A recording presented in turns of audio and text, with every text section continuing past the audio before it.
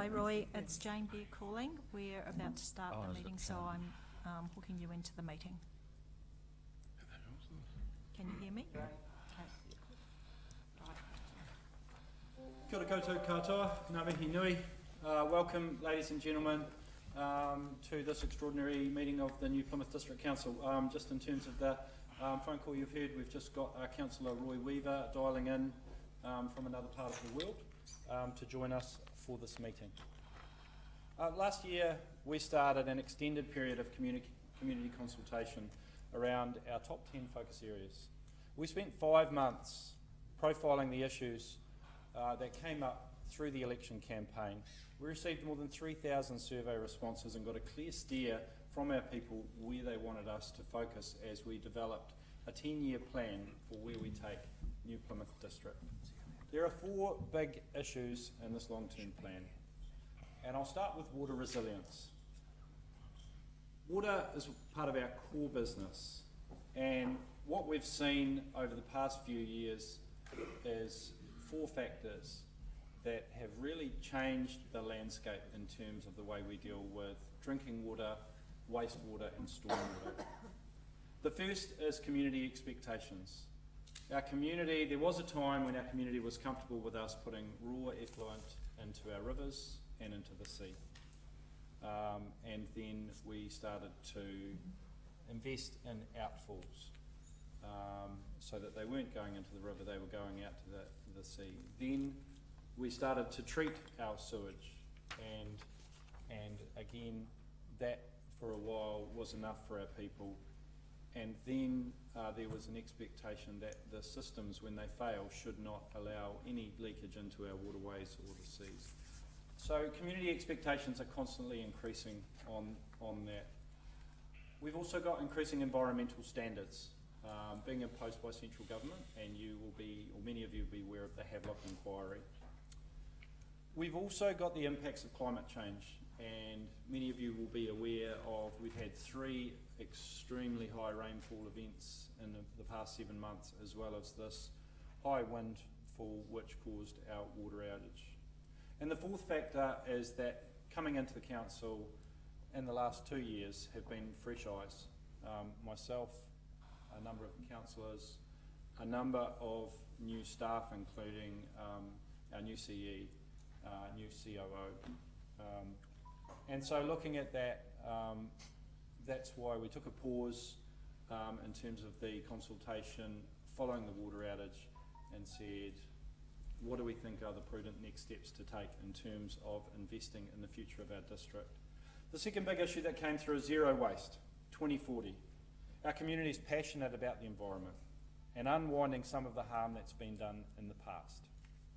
Water, wastewater, roading, walkways and parks, these are important needs, but there is this real feeling that in terms of our environmental performance, we need to lift it, because all around the country and around the world we're seeing the impacts of a disposable culture and a concern about what we are paying forward for our children.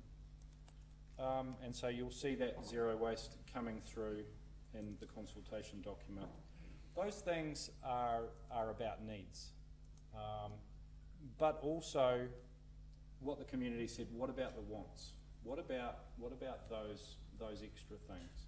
And so we've come up with, well, should we progress flagship projects like the TSB Stadium or the Todd Energy Aquatic Centre? And if we should progress with those wants, then how do we fund them? And the 4th thing is the what else factor. So we've been out and we've done the consultation, but we're aware that for many people, they have their own particular areas of interest where they either want to see more council involvement or less council involvement. Now, we've heard a passionate response from members of the Fitzroy community, and my response to them is thank you. Thank you for actually taking an interest in this process. We've seen more people involved in this council 10-year plan than ever before. So thank you for actually showing your passion and you care enough about this district to read what we've been talking about and to engage. You are to be commended.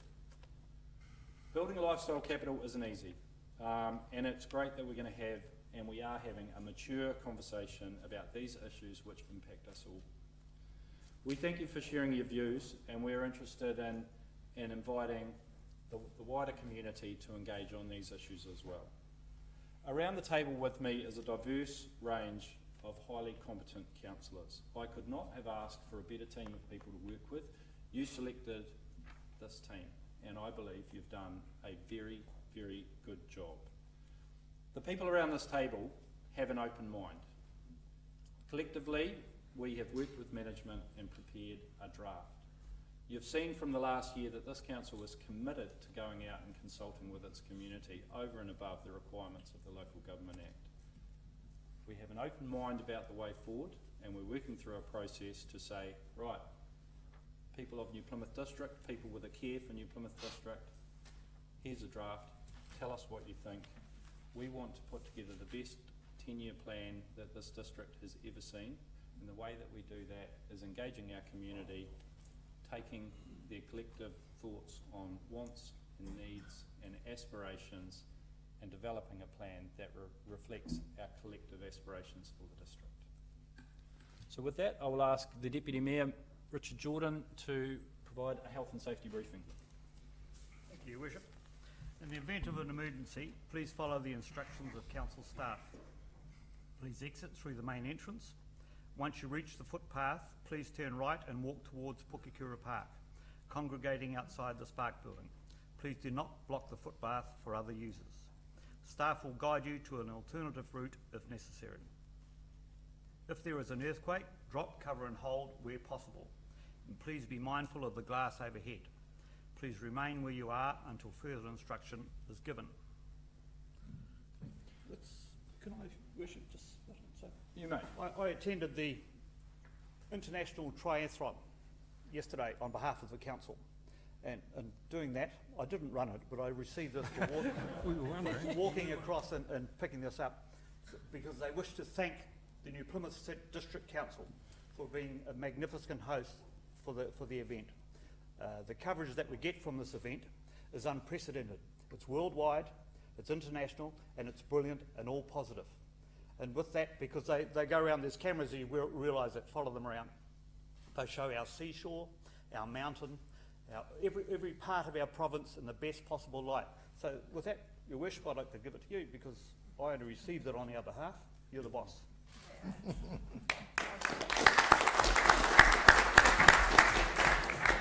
Excuse me, I've just got a question. Can I? Not an agenda item. Well, this is the first time in 5 years we've had a councillor on the phone listening in on a meeting. Does that mean he has voting rights, or has he not got voting rights? Can we just clarify under standing orders what the process is under our standing orders? Through the Chair, as set out in your standing orders, Councillor Weaver does have voting rights. He does not, however, count towards the quorum of the meeting. Okay. So that being said, there are no apologies. So are there any conflicts of interest? So we have some open forum. So I'd like to call to the rostrum Mr. Paul Catchpole.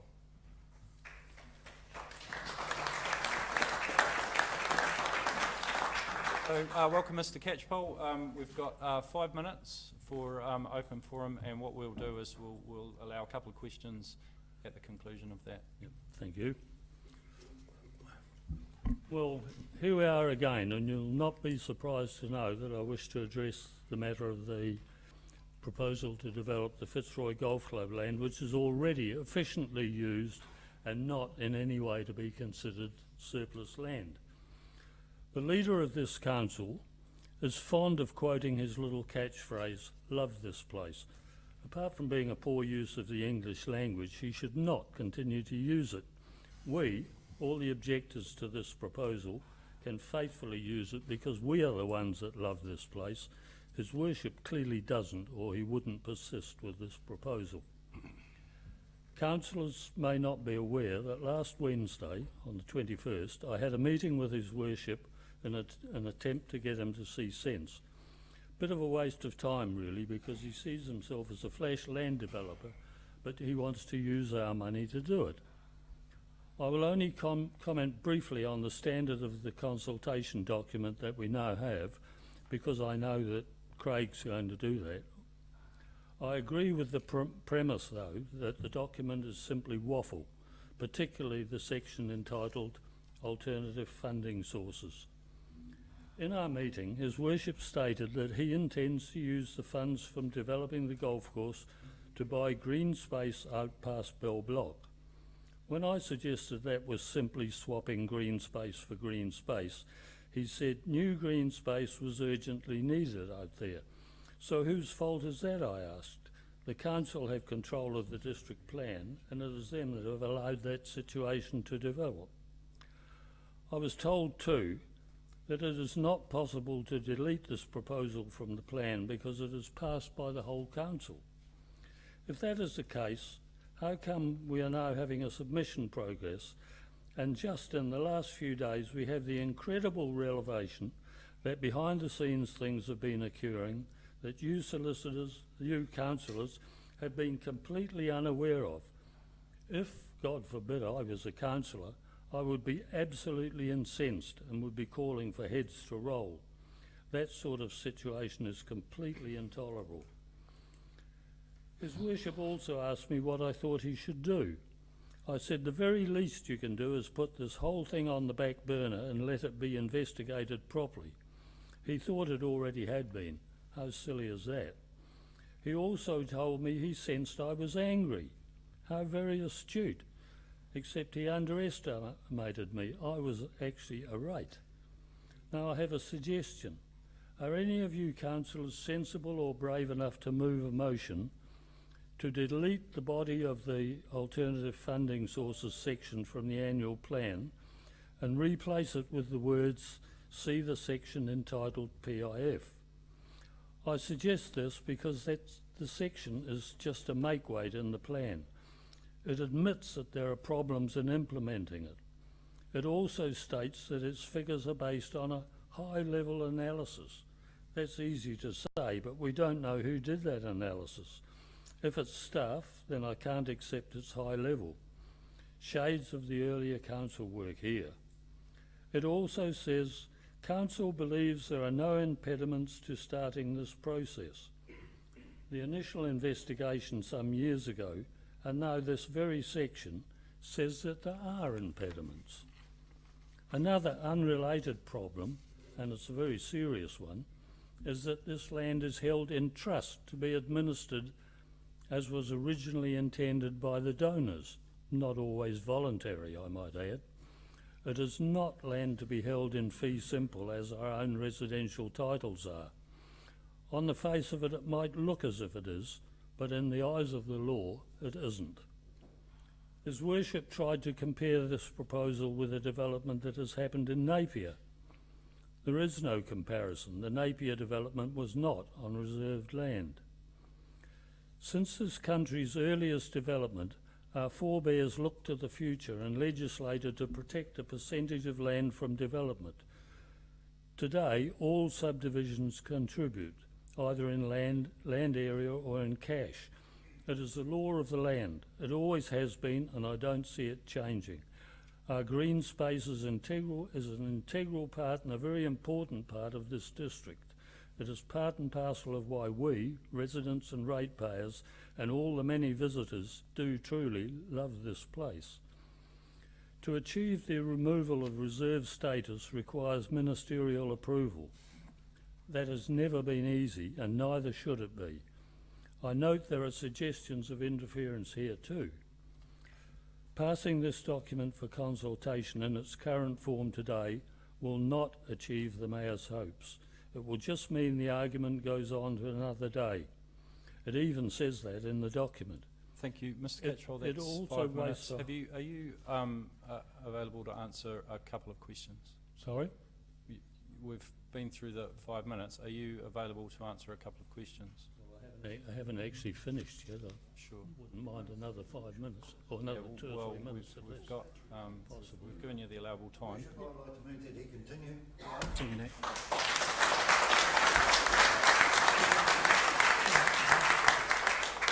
We need to be fair to everyone, and the rules based on our standing orders, which this council approved, are that we have 5 minutes. And as I said, I'm happy to have a couple of questions. Deputy Mayor Jordan. Are you aware that this is a consultative document, it's actually a council document, not the mayor's document? The consulting document is, but what's been going on behind the scenes, it's got his stamp on it, but it mightn't have his name on it. So, I'm sorry, but that's an affront to the whole council, sir.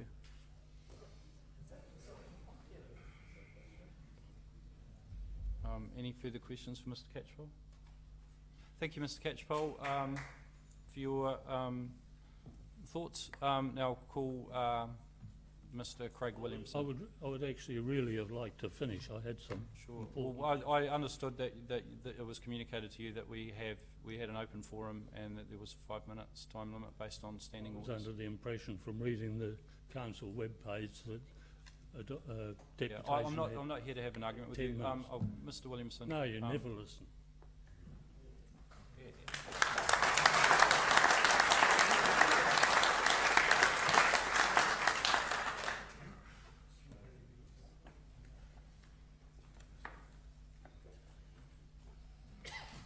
Welcome, Mr. Williamson. The floor is yours. Oh, thank you. And I'd just like to welcome everybody who's come along today.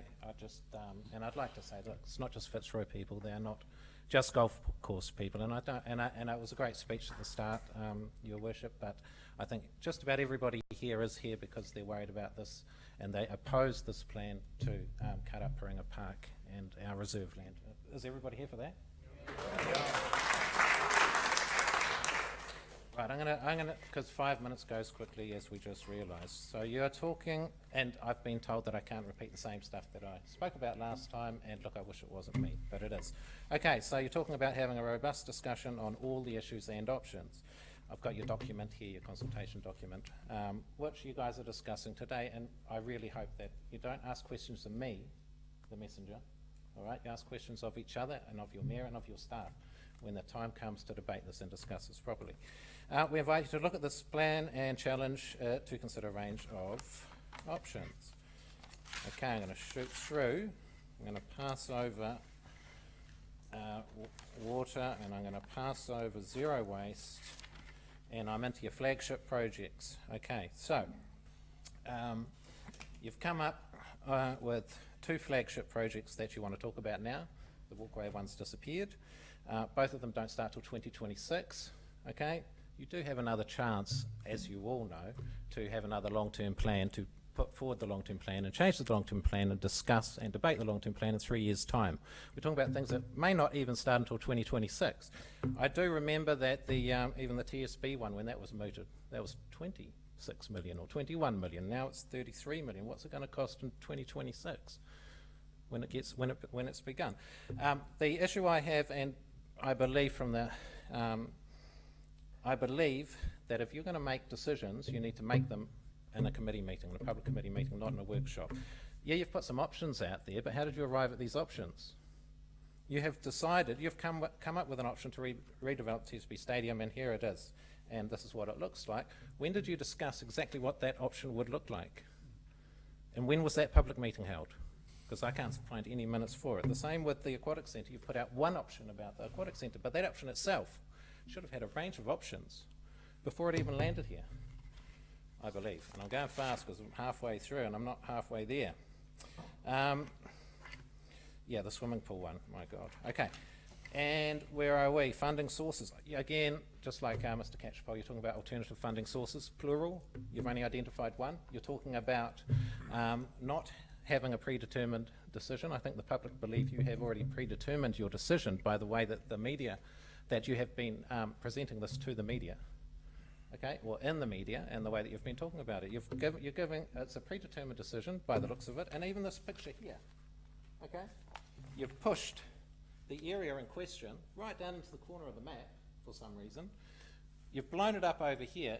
You only label 4 things: Fitzroy Golf Course 9, Fitzroy Golf 9-hole course, potential development, MPDC reserve, and the New Plymouth Golf Club. This is not a discussion document about golf, or if there's too many golf courses. Why is the New Plymouth Golf Club on there? What's it doing there?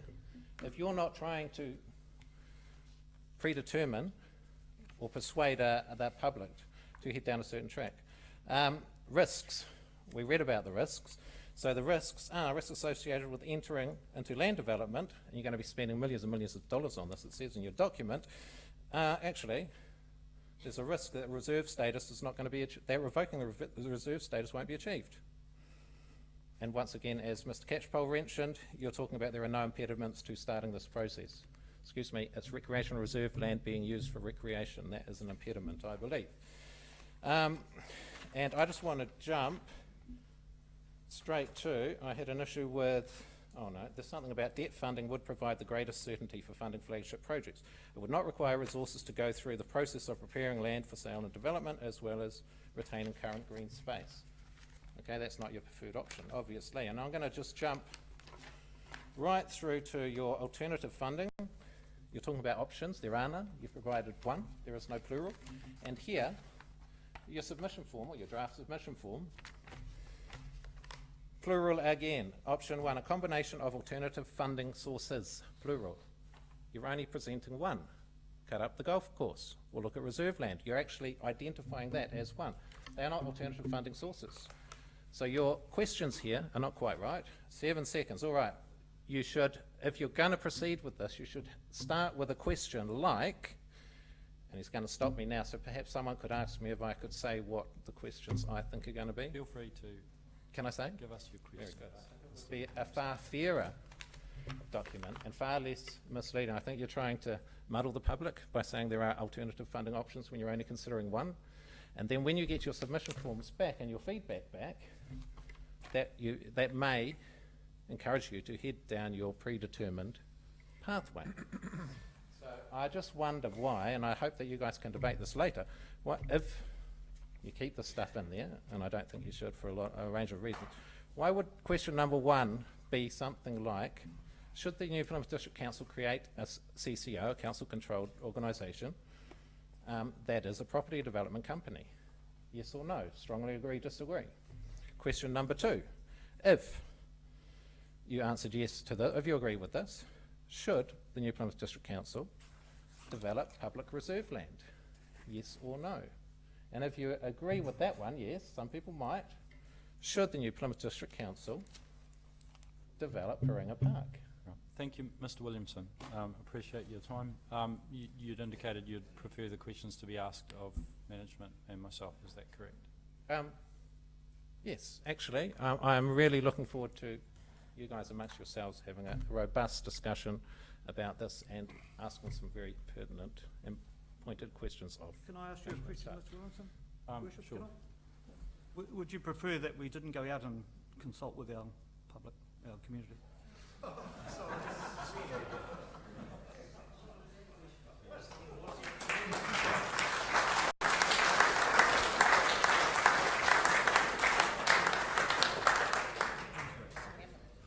Right, so moving through to tab 1. So the purpose of this meeting is to review supporting information for the consultation document, and then to either adopt or not adopt the consultation document. And so when we consider tab 1, I'll just ask our Chief Executive, Craig Stevenson, to provide an overview of the process that we've been to get to this point. Thank you, Your Worship. Councillors, ladies and gentlemen, 27 days ago, following Cyclone Gita, I advised the Council to withdraw the consultation document to allow officers the time to revisit our water resilience plans. That work has now been done to the best of our ability in the time available. The term I've been using is the officers have done 3 months' work in 3 weeks, and it's probably not too far away from that. The engineering and finance teams in particular have gone the extra miles on this one. So the results of that work have now been incorporated into the relevant supporting documentation in the main consultation document that's in front of you. So today's public agenda is essentially in 2 parts. There are 250 pages of refreshed supporting info. Now these pages aren't new, councillors, you've already seen those and adopted them on the 21st of December at that meeting, but they've been updated where necessary to take account of the water resilience and run back through Audit New Zealand. And while on Audit New Zealand, I'd just like to make a comment there also. When we made the call on the 28th of February to alter our program to try and work this water resilience stuff in, that affected Audit New Zealand and the Office of the Auditor General. They've got 76 councils around the country, all essentially doing the same long-term plan cycles, more or less in the same time frames. So our audit director at the time, the following day, advised us about a month ago that they would give it their best shot, but they couldn't guarantee they'd form a final opinion and turn around that in the hot review by today. As it transpires, that final sign-off is 3 days away, and that's why the recommendation that's in front of you today is to delegate any final tweaks required to the Mayor and myself. Now, on that advice we've just received today, we've just slightly strengthened those recs slightly further, so we'll get to those shortly. I have no concerns as Chief Executive over that particular part of the process. There are no substantive concerns. There have been ongoing debate with audit for days and days on this, and Mr Bird has been leading that. It's simply a matter of timing. So perhaps, Worship, the best thing we could do now is invite Mr Bird to come forward and summarise where we've got to in terms of the dollars, because that's what people are really interested in, what it means for rates. Mr Bird.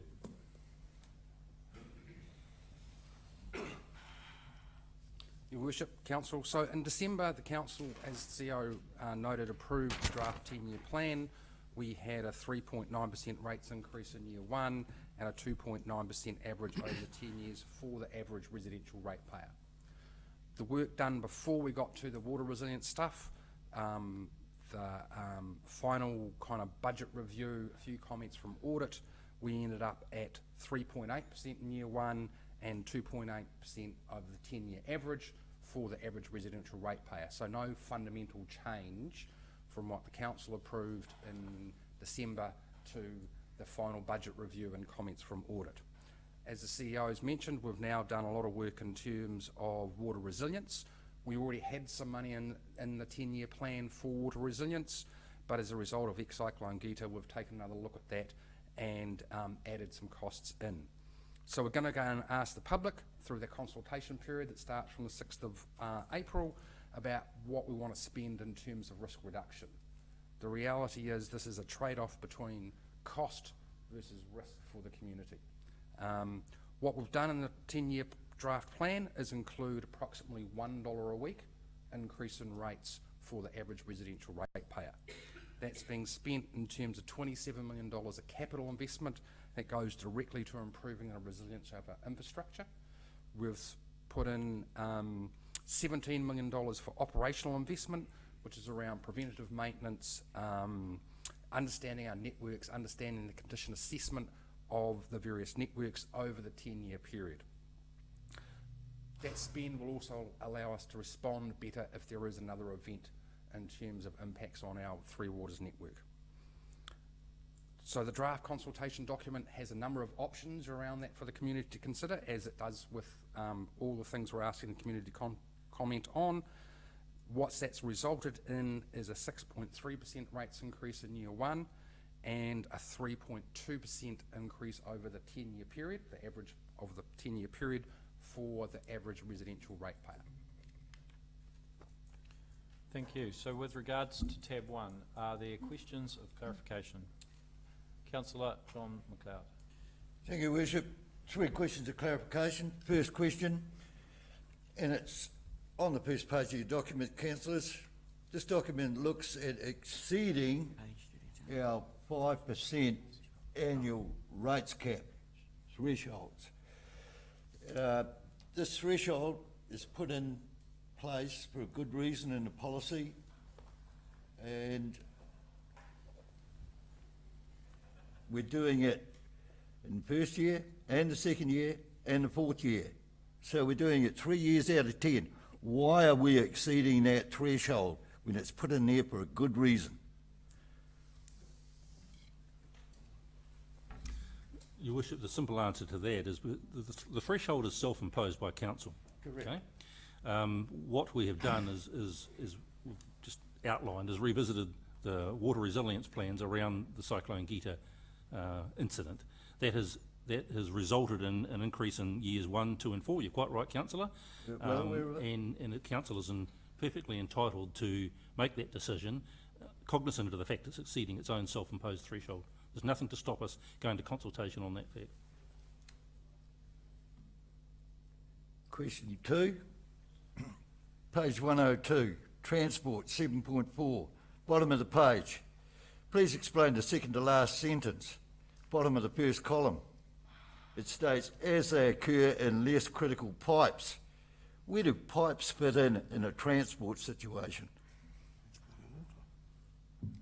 Page 102.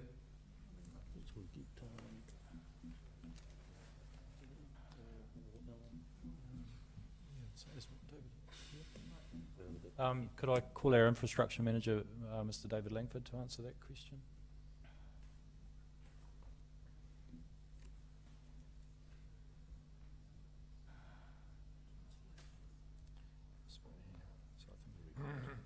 Under the heading, page 102, 7.5 transportation, Mr. Langford. In the left-hand column, what we need to renew. And then at the very bottom paragraph, it states, reserving money to pay for emergency renewals as they occur in less critical pipes. We're talking about transport here, not pipes.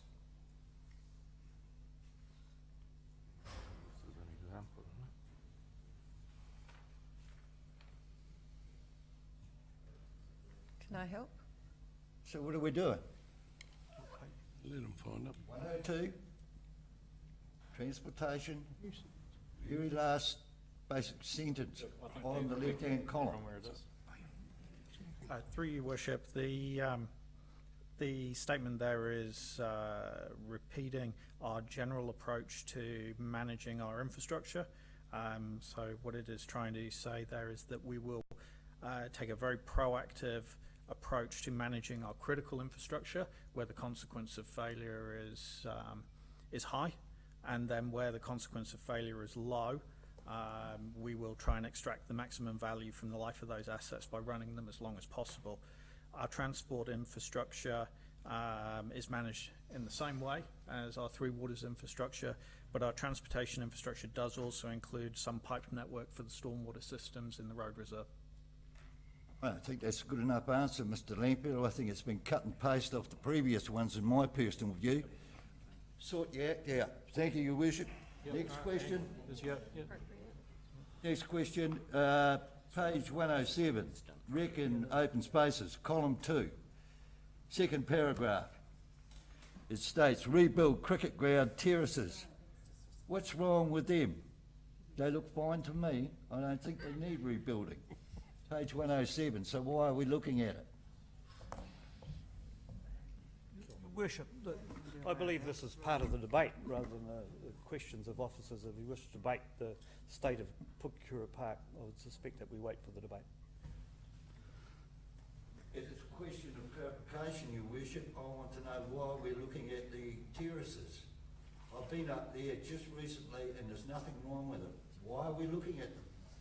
It's a question of clarification, not a debate. We've got some. Yeah.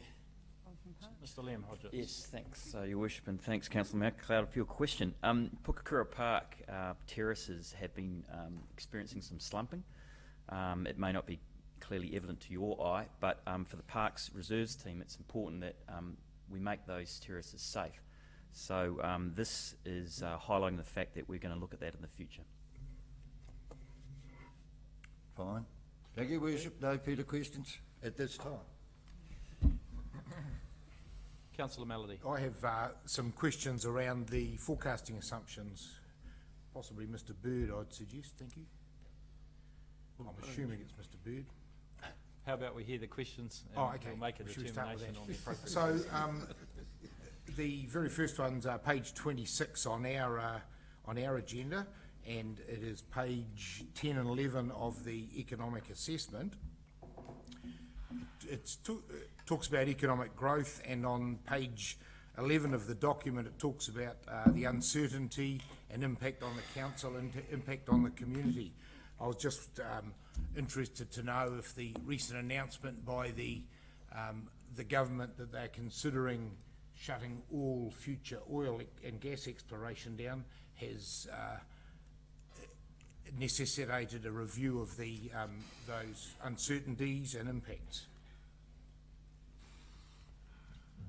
think that might be one for... Your Worship, there's actually not a whole lot of clarity around what the government's meaning with that. There was several statements, some of which were contradictory, that came out in the last few days.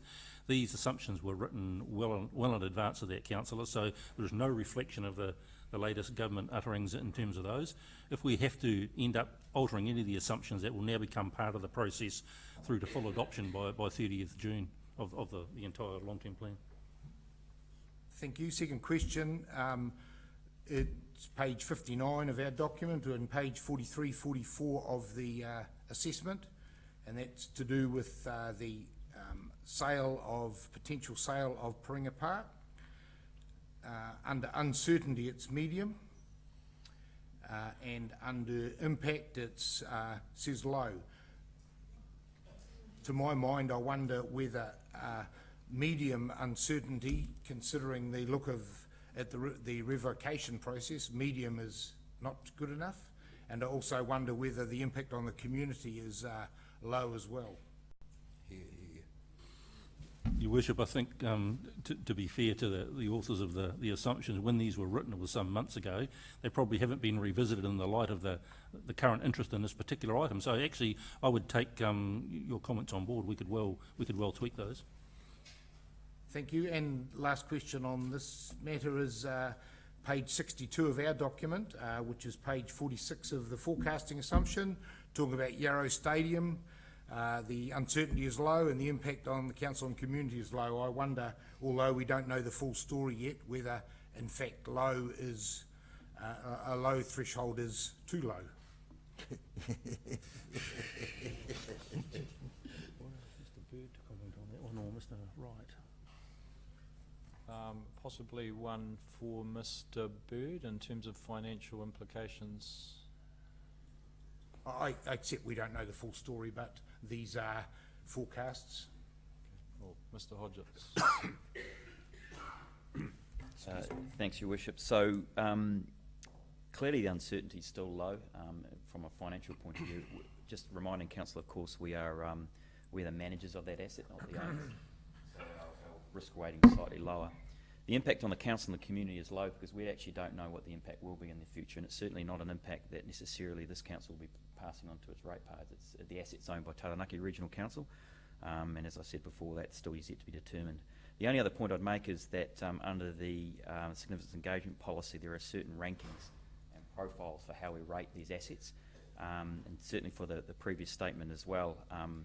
You really have to sort through the significance engagement policy to understand how the rankings are applied. But on first impact, we've had this quite often raised with us, particularly as it relates to iwi and Māori concerns that the rating can be perceived as rather offensive from certain corners of the community, but that's certainly not the intention. It relates specifically to the legal definition of what high, medium and low ratings are. Thank you. Thank you, Worship. Councillor Beesick, followed by Councillor Brown. Two questions, Your Worship. One on the to do with the water resilience. Question is, a lot of the stuff in all the projects, to me, would trigger use of the depreciation reserve. I wonder if that's why that's not been happening, or it is.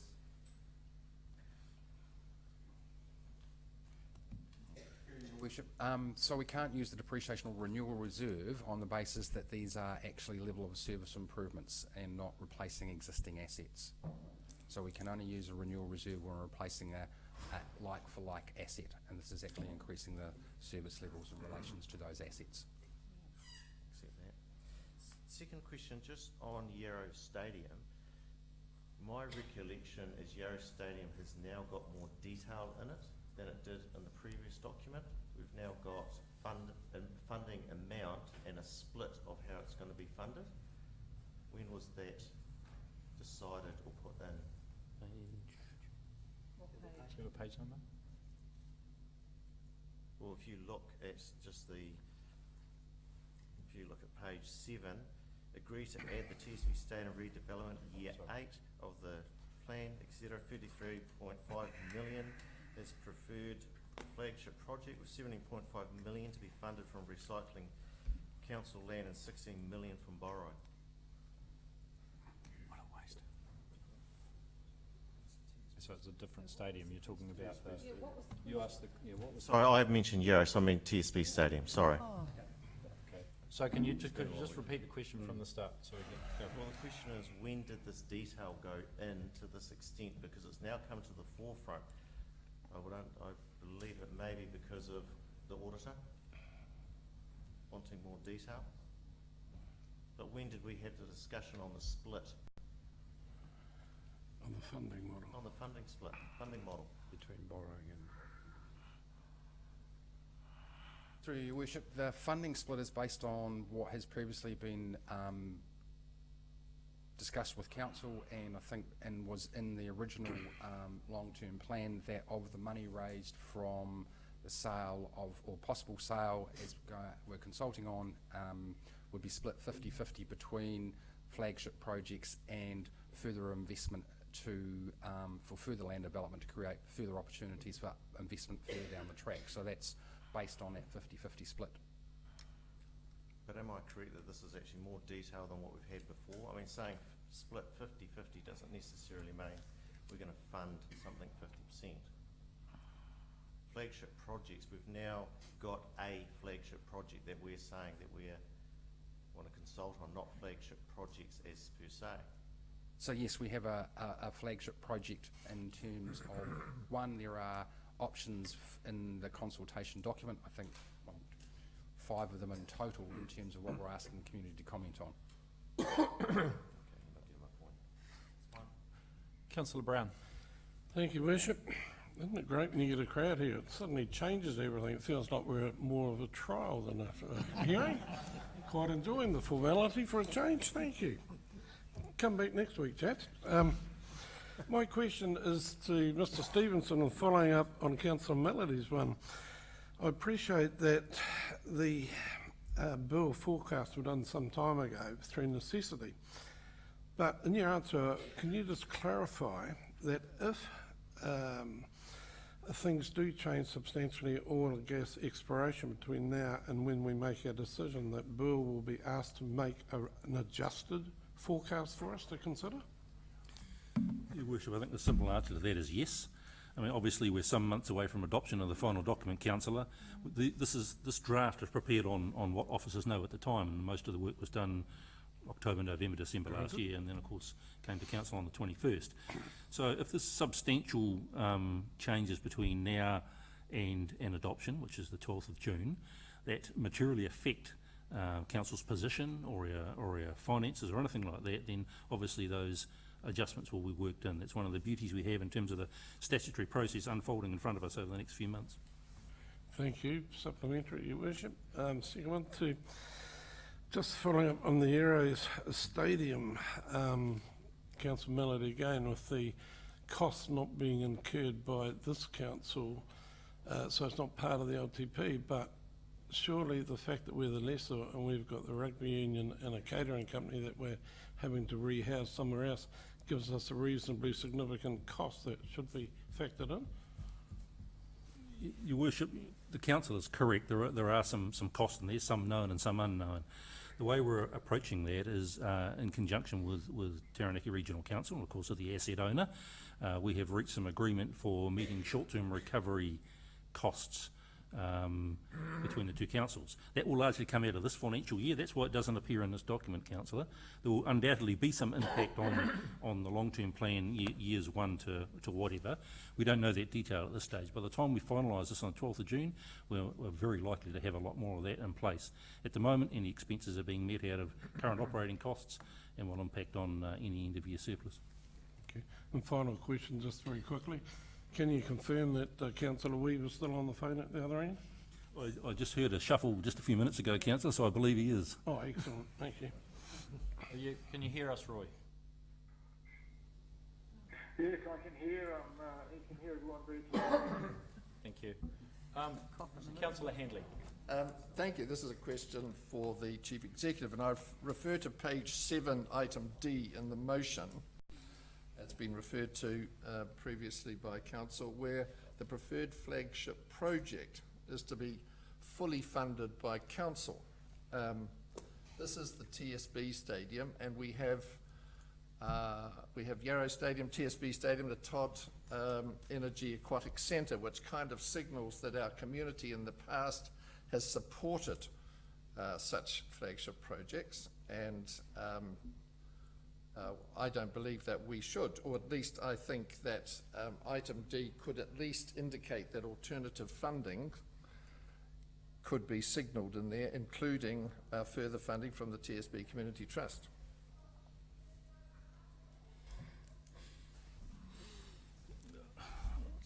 I guess, Your Worship, the issue with the, and one of the previous councillors alluded to this as well, I think it was Councillor Piesek. In the original consultation document, Audit were not happy that we had signalled some money in the back end of the plan to be for unspecified flagship projects, so they asked us to choose one. That one has been chosen as the TSB Stadium, and the dollars are in there. That, as Mr Bird outlined earlier, that work, design work and some of the options around costing was done a long time ago. You probably have better knowledge of that than I do, sir. But that's what's gone on there at this stage. It is, as everything else in this document, it is an item for discussion with the public. We're not locking things in here now. We're not making decisions on the rates today or adopting the plan. We're simply looking at what needs to go out to the public for consultation. Thank you. I have a second, and it relates to page 235 and in approach to the Minister of Conservation. It is signal in there that an early approach to the Minister may be useful, and my question is, has the Minister of Conservation been approached, and if so, what was the outcome? Not to my knowledge, Your Worship, but I'll just cast one of my officers to see if there's any update on that. Through Your Worship, no, the Minister of Conservation has not been approached. We are still in the process of consulting as to whether this will go through or not, and we didn't believe it's appropriate to talk to the Minister of Conservation until it's actually formally adopted by the Council. Thank you. Councillor Duynhoven, followed by Councillor Pearce. Thank you, Your Worship. My questions are supplementary, following on from Councillor Handley's first question. I'm sure many people around the table and many in the listening to us today would remember that our then Mayor, David Lean, raised a huge amount of money with a major fundraising activity in the community. The way this is worded would not preclude the stadium project from having public fundraising of voluntary sort in the future. There's nothing to prevent that, is there?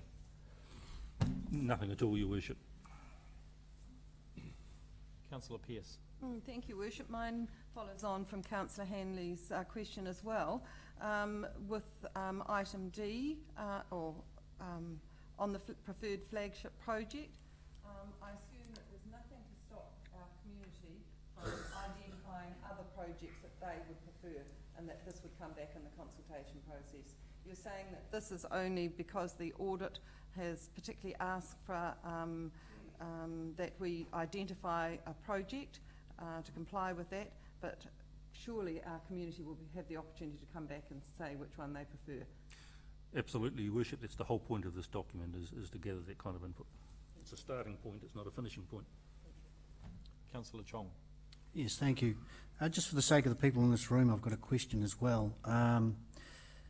Can you please explain why we can't knock this, because there were a couple of councillors that wanted to knock the possible option of sale of the reserve land for 6. Can you please explain in public the reason why we cannot kick it for 6 at this stage? I just want to make sure I understand your question, Councillor. Can you just restate that, please? So last month there were, a couple of councillors that wanted to put the motion to kick this for 6. I see. Apparently that was not possible, okay. Right. And I'd like to know the reasoning why it's not possible, sure. and why we didn't budget for the possibility of being kicked for 6, because this long-term plan has been put in that it's going to happen. No, with the budgeting, and okay. That's what I'm concerned about. Your Worship, can I? There's a couple of answers I probably need to make there. First of all, this consultation document is not your long-term plan, Councillor. It is simply your platform for a discussion with your community. So it is largely predicated on the work that was done over a large number of months last year, and then you signed off on the 21st of December at your meeting. So a large number of resolutions were made. There was something like 16 pages of minutes. They're all available on the web. And you locked in a number of decisions that particular day. The reason I gave the advice I did on the 28th, Councillor, which I think you're referring to, and I'll give the same advice tonight, is there is a process for the revocation of council decisions. You can't do it on the fly. You can't do it through an amendment because it becomes a direct negative to something that's already been decided. So under section 25 of the standing orders, there's a very clearly identified process. The whole country councils all work under the same set of rules, and it says if you want to change a decision council's already made, there's a process you follow, and you give notice of motion, you have a certain amount of signatures, and it comes up as an item for decision. Does that answer your question, Councillor? In a roundabout way. Point of order, Your Worship. In that regards, I have the Local Government Act here, and under planning, in the Local Government Act, it states long-term plan. You go down to 93, subpara 4, local authority may amend a long-term plan at any time. The key word, any time. Also, I further quote subpara 9, local authority must have regard to section 78. Section 78, give consideration to community views and preferences of those that are affected. And if we can't change it, why have we got option 2 in the report where it says we can make an amendment? Also, if we can't change it, why is the fact that previously I've had a similar out when Mrs McKerrow was the CEO, and I got a letter back from the Minister of Local Government saying we could, and that time was Mr Tremaine. Your Worship, through you, I can't comment on what happened previously with other chiefs and councils. I wasn't here at the time, clearly. However, my advice to you tonight, Councillor, is the same as it was on the 28th of February. Section 93 that you're quoting, you're actually misrepresenting the purpose for, sir. We're not tonight trying to change the long-term plan. The long-term plan is in place. That provision exists to allow councils to adopt a amended long-term plan if the operating environment they're working in or something significant changes during the course of that plan. That's not what we're doing tonight. All we're doing tonight is adopting, hopefully, the consultation document that allows you to have a conversation with your public. That Section 93 does not apply to that. Point of order, Your Worship, I disagree with that because it's under the heading planning in the Local Government Act. This is the key document we operate on, not standing orders, this one. Yeah, I will make the point in terms of your point of order that we don't have a long-term plan as yet. Yes. This is We a have a draft. draft. We have a draft plan, and I do not believe that that's talking about a draft. But thanks for your research on the matter. It's always appreciated because we know you're one of our most diligent and thorough reviewers of documents. I've got Point of order, Your Worship. Could we have an explanation why we have an option 2 then in this document? Correct. Your Worship, I actually think the options tonight are exactly as you stated at the beginning. You can either approve the consultation tonight or not approve it. I think in fairness to the author of the report for tonight's meeting, the amendment was around minor wording changes, certainly not around any substantive change that goes against the decisions Council's already made on 21st December.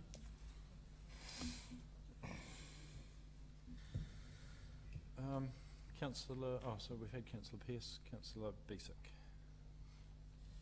This is pro for the Chief Executive. So if any major change is done, we will not have an audited consultation document. Has any council, to your knowledge, gone out for consultation with an unaudited consultation document? Your Worship, that is unlawful. You cannot do that. So there are several things you need to be aware of. One is, first of all, the audit sign-off is, as I explained earlier in my opening comments, we're expecting that 2 or 3 days away. There are no substantive issues I'm aware of at this time that will stop us getting that sign-off. The second thing, in terms of not adopting the CD tonight or trying to do an amendment, what that would trigger then is another round of procedural actions, which would require the whole thing to go back through audit again, the underlying documentation to be amended yet again. Exactly the same process went through in the last 3 weeks effectively. And as I indicated to you on the 28th of February, the results of that would be that we would exceed our statutory timeframe for adoption of the plan. Now that in itself is not necessarily the end of the world. We'd get perhaps a slap on the wrist from Parliament. That kind of thing is reported through to Parliament. The bigger risk Council needs to be aware of is it impacts on your ability to strike rates for Q1, and that's when it starts to get serious. So that is the situation, councillors. When we pressed the pause button for the water resilience work, we said we're taking this to the wire. Remember, we took every available day between now and our adoption date, our maximum adoption date, to get this work through, because we felt it was the responsible thing to do, was to respond to that water crisis. So that's what's been done. I'm afraid, you know, if it does back you into a corner in terms of tonight. It's either yes or no, but that's just where we are at. Further questions? Just one more, not to keep on banging on this, but the TSB Stadium on the 28th of March was not mentioned in the detail that it is now. The first time that I as a councillor knew the detail was when this document became public. So there has been quite a few significant changes apart from the water, which we knew was coming. But you know, this is one area that has gone in there. Has the likes of netball been consulted at all? I mean, this is just, I mean, there's just a lot more detail gone in.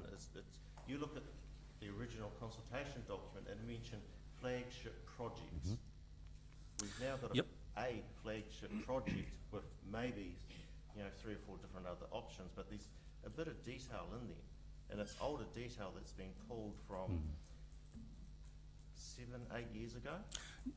Your Worship, if I could just respond to that. There is no doubt, councillors, I'm not sitting here telling you tonight that we haven't made other consequential changes to the document along the way. I think that's exactly you know, what we set out to do, and you authorised us to do that on the 21st of December. If you look in the minutes from that meeting, you'll find there's a delegation to myself and the Mayor to make, and officers to make various amendments to the consultation document, you know, as we came across them. This is an iterative process. It's not a, you know, put the document up and adopt it exactly as it is. So we have been making, during that time, when we pressed the pause button, we have been making other minor changes. Whether or not you view those as significant, councillor, is a different issue, I guess. We don't believe they are. We've put all the documentation again in front of you tonight. That's why you've got 200 pages of re-adopting supporting information, so you can be very clear about what those things are. Councillor Brown. Thank you, Your Worship. Mr Stevenson, to put it in simplistic terms, for the sake of preserving the integrity of the document in front of us, if the plan to have a flagship project such as the TSB Stadium were taken out, and the Fitzroy Golf Club or Reserve sale were taken out, would they be roughly neutral?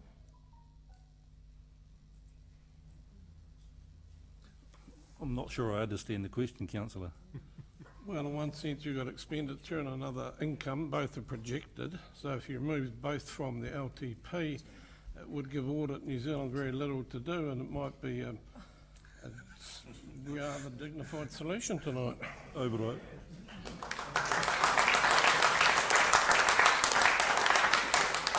I wish it was so easy, councillor.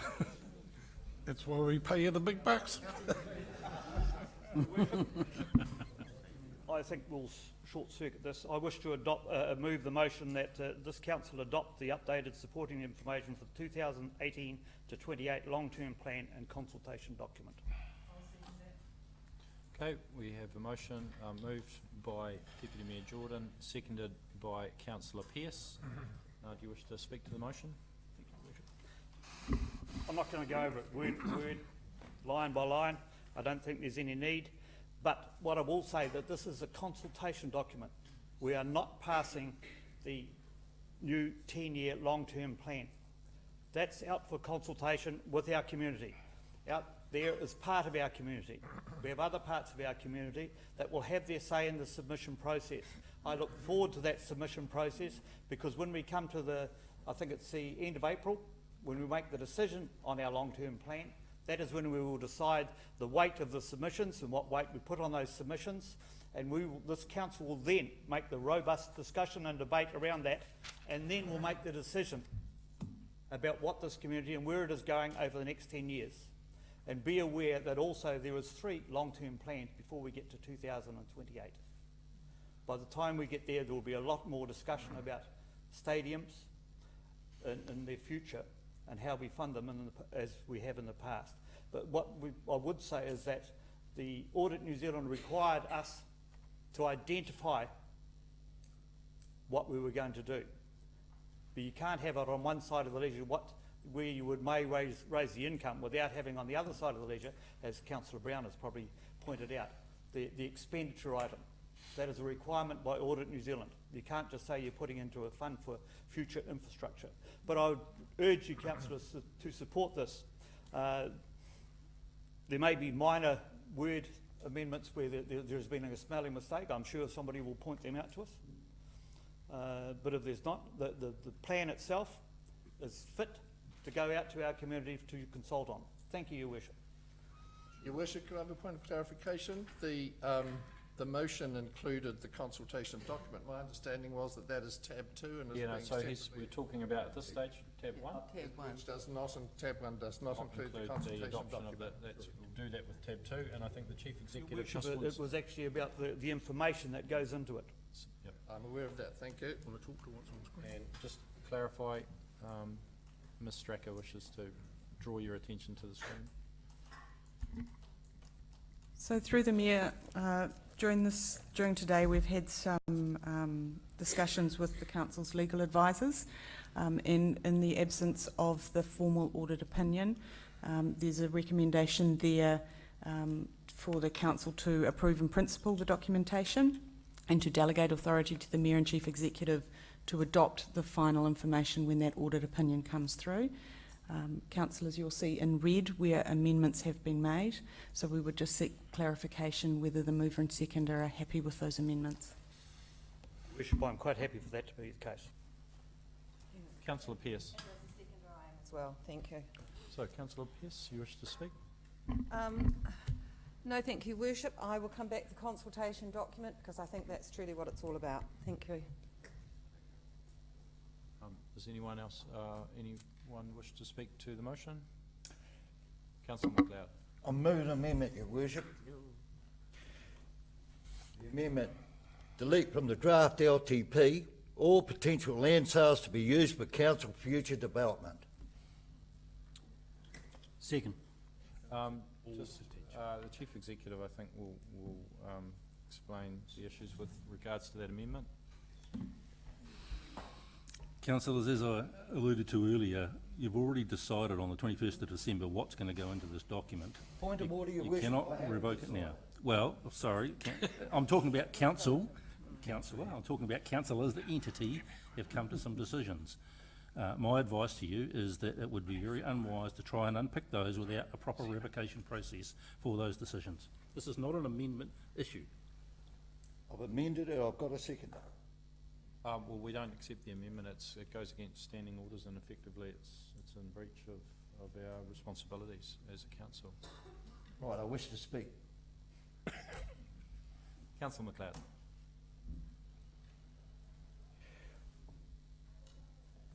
Right, councillors. Since the initial debate on the draft LTP, the whole ballpark's changed in regards to public viewpoint, particularly on reserve land use. We've had a number of objectors. You see it in the paper, you see them here in the council chamber today, and we've had a petition. The petition had about approximately 2,000 in that regards, just approximately. My time on council, that's one of the largest petitions I've ever seen in my life. The only one that exceeds that is Maori Ward's. The other one just below that was the Land Life Centre with 1,000. So the public has basically spoken prior to the LTP being released. So are we going to listen to the people by approving this added documentation? I point out that the building a lifestyle capital, the headings, people first. People first, are we? Are we putting our people first? 2, place, caring for our place. Are we caring for our place by selling off reserve land, public land? I look back in history and I look at places like London, Hyde Park, back in Victorian times. If they sold that land off then and put industry, houses, etc., where would that be now?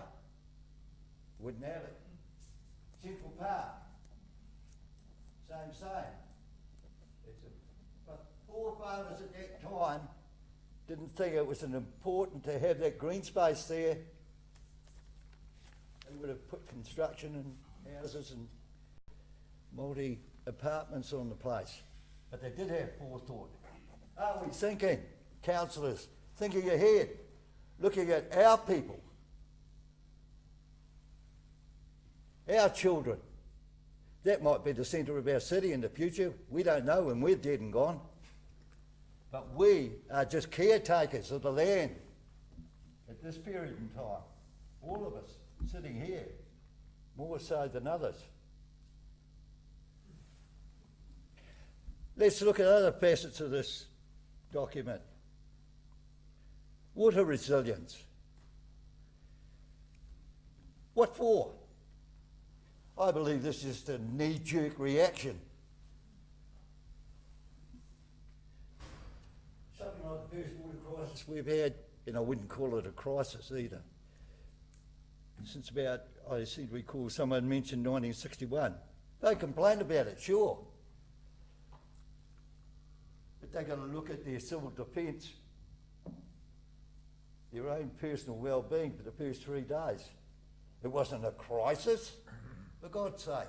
People didn't die. Okay, a few people went without water for a little bit of time. God, it's not a disaster, folks. So what's happened to our water infrastructure? It used to operate all right before.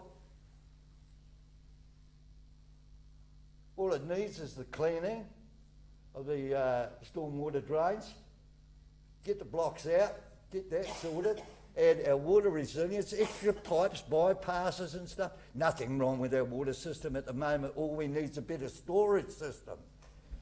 Not all this extra namby-pamby stuff. People have got to wake up. And look what it's going to cost. Do you think the ratepayers have made of money, councillors? Have a look at the budget, what it's going to cost our people. Remember, as we sit, councillors, 90% of our budget keeps us on an even keel at the moment. All that money, all those finances that we gather every year keeps us at that level. We've only got 10% to play with. And that 10% should go on stuff like footpaths and public toilets, etc., etc. We haven't got the money to pay for your U-Butte nice-to-haves. What we should be looking at is our future water storage more than anything else. That's key priority stuff, not all this other stuff. Yes, I'd like to have a great Sky TV and that, but if I can't afford it, I won't have it. Flagships. Flagships have been around for years. It's nothing new. It's always made it every long-term plan. Where's it pushed? Yeah, 4 to 7. It never gets past there. 4 to 7. Why? Because it costs too much. And all the people that phoned in, called in, emailed in, just about finished your worship, emailed in, references, hey, great, let's have these flagship stuff. Yeah, good. But it didn't have any cost to it, did it? It just mentioned this, and this. No costings whatsoever. That's what the ratepayers want to know. Bang for their buck. So all up, And I look at all the facets of the long-term plan, this draft that's been put to us, I hardly voted for any of them, except for the administrative detail. Stuff like the Maori bastards. So that's where I sit, councillors. I will not be voting for this draft long-term plan or any of the detail in here. No.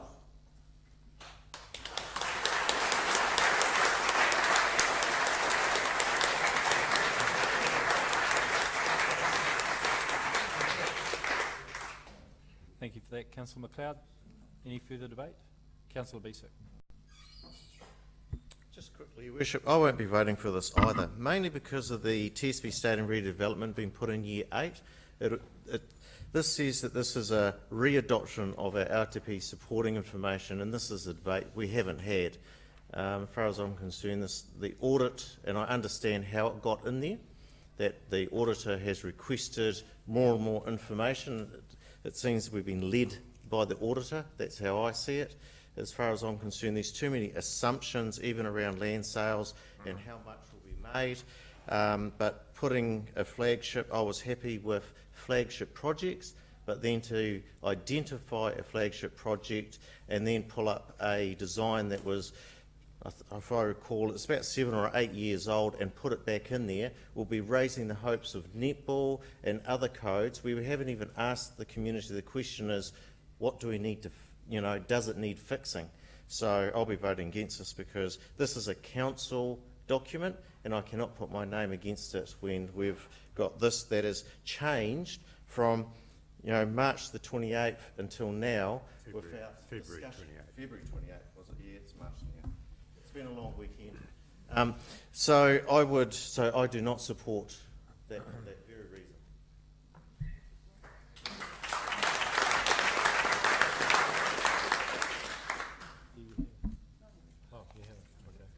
I haven't spoken, Your Worship. In reply to Councillor Bisick, I think that question was answered when I asked the Chief Executive. This gives the opportunity for people that particularly don't want to support the TSB showplace. They might like to go down to the swimming pools. There are other things that they might like to support. This gives them the opportunity. This is a consultation document. We've still got weeks to go before it becomes the long-term plan. Let's have some faith in our consultation process. I've been here 12 years and this is what it's all about. This is why you're here tonight. You want to have your say, and I agree with it. Have your say, come back to us and tell us what you want. Councillor Bisick, don't toss us out with the bathwater. This is a good document and we have to have a starting point. Councillor Chong. Yes, thank you. I will not be supporting this document either.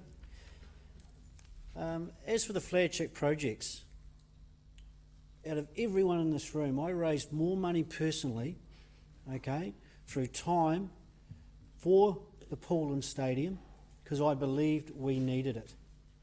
I was told that it would be both those projects would be all right for another 50 years. Here we are 25 years down the track. When we raised $10 million for each, well, that's how much it cost. We didn't raise that. But when we put our time of circumnavigating New Zealand in rubber duckies, and I had to have an operation because of it afterwards, basically now 25 years down the track, we are going to be spending over 3 times more that value. For what? How long is this going to last? All we're doing is upgrading our kitchen. If it was a house, we've already got this. Is it going to bring any more impact, any more economic impact into our region? I don't think it is. Sure, we move the netball courts from one area to the other area, from 13 courts to 13 courts. A couple are inside, but do they really need it? $26 million we got first told. Now we're getting told $33 million. By the time this is getting built, I worked it out. Based on the same averages, it's going to be $42 million. I don't think we need it. I think there are other projects that are more worthy when it's best bang for buck. Anyway, we don't need that. And the other thing is, and I've always said it, this is going to raise our rates over our threshold to 3 times the inflation rate. And they always say, oh yeah, but it'll still be the average of 3.5% to 4% over a 10-year span. Well, that doesn't work, because every 3 years we look at that. So what they do over 10 years, they do the first 3 or 4 years at 5 or 6%, and then the bottom 3 or 4 years at 1 or 2%. And they've done that every year, every long-term plan, they've planned it like that. When have we ever had rates at 1 or 2%? Because every 3 years they look at the long-term plan and then they adjust it and they kick that can down the road of having the first lot higher rates. It never gets to the low rates. That's why our rates are always 3 times above inflation, because we make it 3 times because we're expecting the rates to be 1 or 2% in 10 years' time. It doesn't happen. So I don't support this, and our attitude really needs to be considered. And I have major concerns that we have done this long-term plan with the main option of selling recreational land. No other options. My letter to the editor, you would have seen those options. I tried to bring those forward. Not there. They are possible options. We fund some of those trusts, so surely we can have a say in where we can get the money from. Thank you.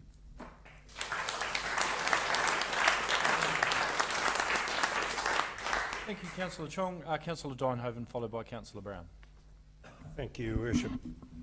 Well, I recall that some famous person in history once said, those who don't look at their past are doomed to repeat it.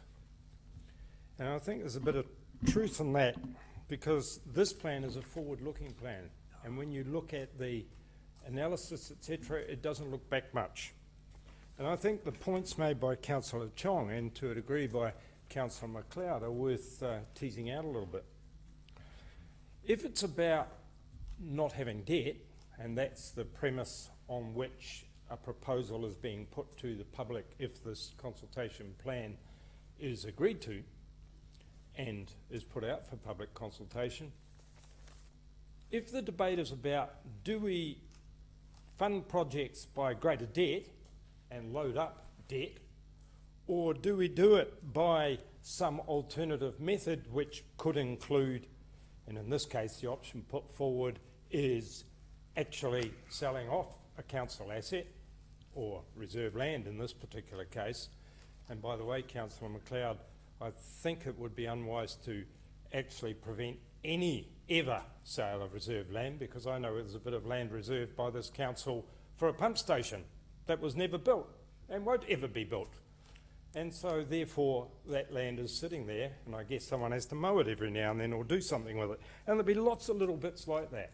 But let's look at the debt.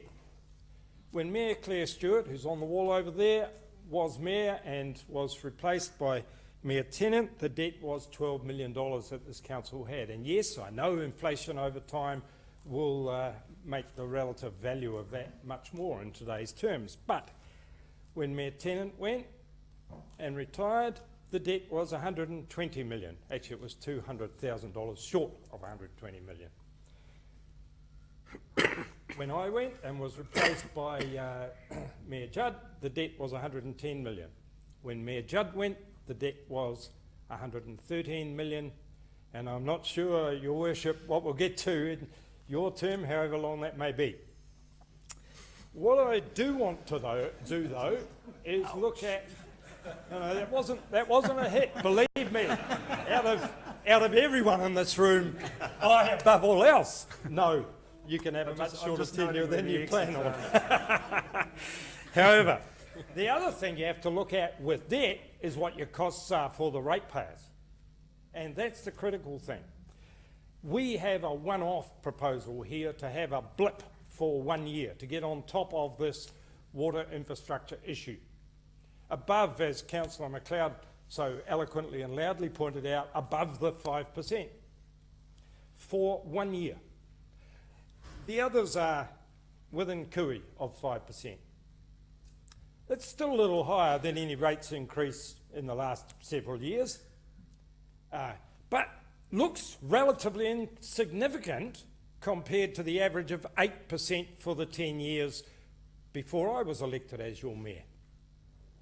That was the average over the time. We aimed at 4.5% average going forward in the 10-year plan in 2012. Well, that plan didn't last long, did it? Because a whole lot of folk got elected on the basis of cutting costs. What does cutting costs get you? What cutting costs get you, if you cut the wrong things, is your infrastructure decays. Now, I'm not saying our infrastructure has decayed. I am saying that we are at the point where our advisors are telling us we need to do a few things to make it more resilient. We saw the proof of that. Maybe it's not as bad as is being made out. And maybe Councillor McLeod saying, it's all okay, we don't have to worry about it, it's been good up till now, is great. Well, that's how it was when Mayor Lean proposed we build onshore treatment of sewage. Most of the council at that time said, not a problem, we don't have to worry about this. We do need to have the public debate about this whole issue of rates versus debt versus what we load on the community for the future. That's why I think this consultation document should go out so that our 70,000 people or 30-something thousand ratepayers can have their say and tell us how they see the future. We're not talking about the consultation document, we're talking about the long-term plans. All the information. Yeah, it's the Can I just respond to that, Your Worship? You may. This information goes with the consultation document, and you yourself, Councillor McLeod, wanted to wipe it out. Well aware of that we're talking tab 1, Councillor. Gentlemen, if you wish to take it to the bike sheds afterwards, you're welcome to. Councillor Brown. No worries. Thank you. You put me in fear of my life standing up here, Councillor McLeod. But we'll give it a go. I know you've retired for a few years from the SAS and all that. Now, there's a nice crowd here tonight. They've come along to hear us, and they want a result. They want us to chuck it out. Now, the reality is it ain't going to happen. No, I'll tell you why. Because we're a creature of process. We have to follow the rules laid down by audit, laid down by the government, laid down by ourselves. We have no choice. But understand what we're agreeing to tonight. What we're agreeing to is sending out a consultation document. That's when you get to have your real say.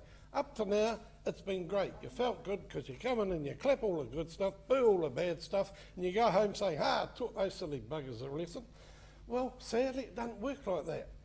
As you've heard Mr Stevenson, he's a creature of statute too. That's why we employ him. He tells us when we're going to go wrong, so don't do that. Now, councillors, we don't have the ability to abdicate our responsibility to send this out for public consultation. Saying I'm against this and I'm not going to support it doesn't cut the mustard. That's part of our job. But please understand, while tonight you may feel like you've lost the round, you haven't lost the fight. And there's a lot of people sitting around this table who are going to agree to this going out for public consultation who do not support the sale of Fitzroy Golf Club or any reserve land. So please be clear on that. Your Worship, the council is supposed to be addressing this council and not the public gallery. We're the ones And I thought you... Actually, I'll uphold that one. There you go. And I thought you were a man of the. I thought you were a man of the people, Councillor McLeod. Sorry. Great. So, are there any further debate? Oh, Councillor Williams. Yes, thank you, Your Worship. Being the new boy on the block, this has been very entertaining, I must add. But I agree with a lot of the comments. This has to go out to the public, for their say, and that's all we're approving tonight.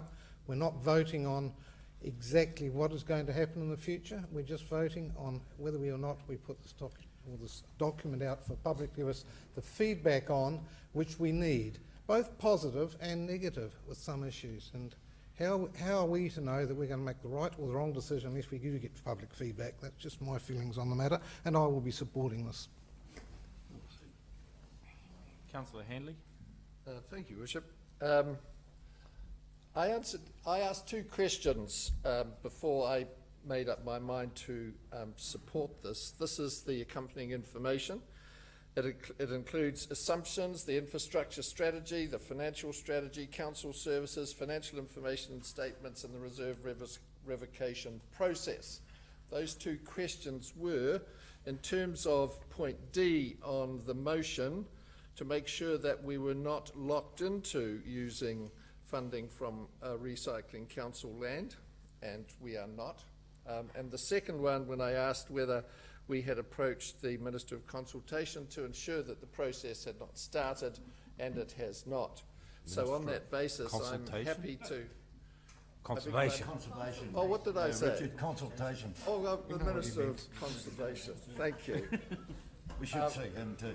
Yeah, we should see him all. So on that basis, I think there is a very well put together series of financial and infrastructural policy, council services, revenue and financial financing policy, development and financial contributions policies. They are all in there. They all have to be agreed to as a fundamental information supporting the long-term plan. And on the basis of the two questions I asked, that we're not locked into recycling council land, I do support this, but I will have something more to say when we are debating the consultation document.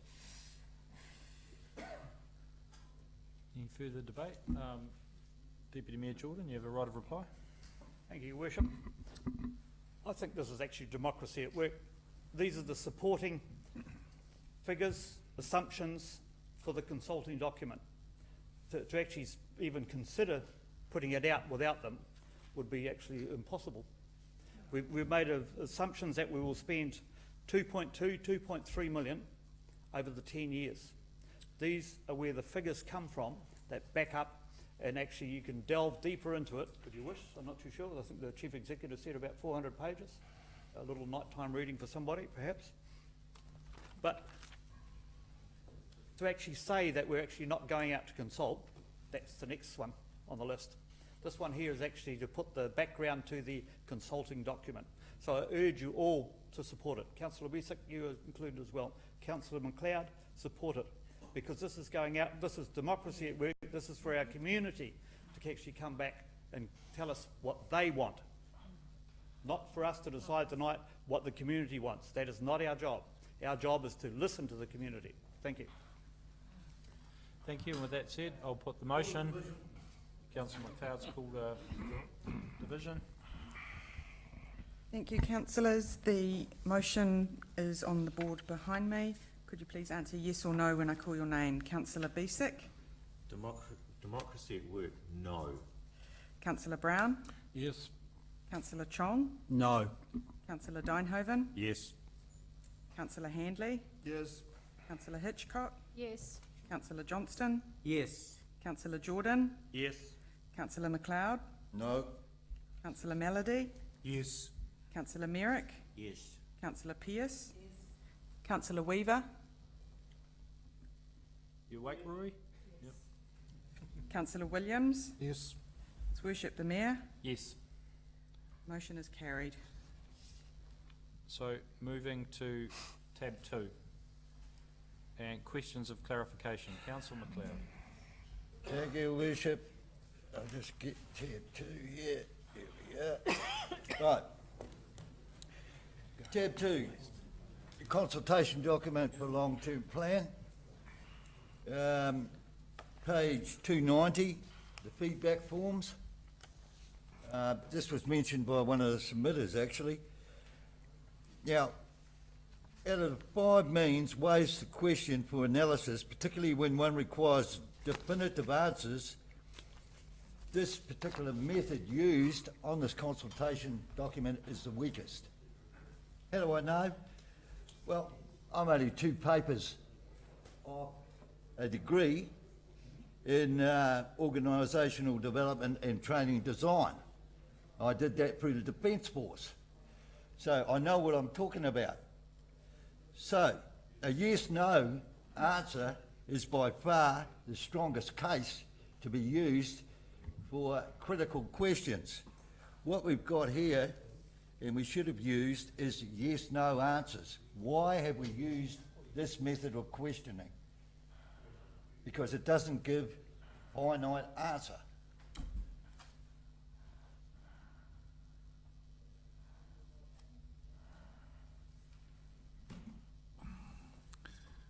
I'm not sure exactly how I would respond to that, Councillor. I mean, obviously you have a different view.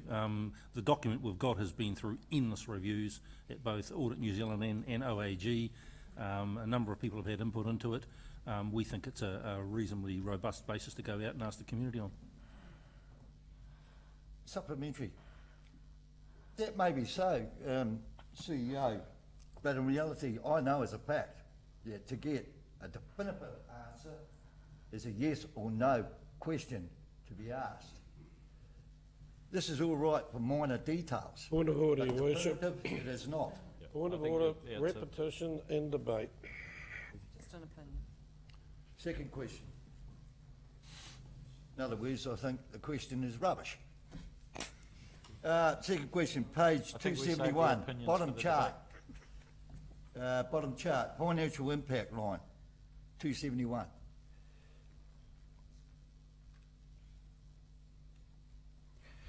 The financial impact line along the bottom in regards to the options. If you have a look at the additional debt, councillors, you have a look at option 1, 8.4 million. Option 2 is 18.3 million.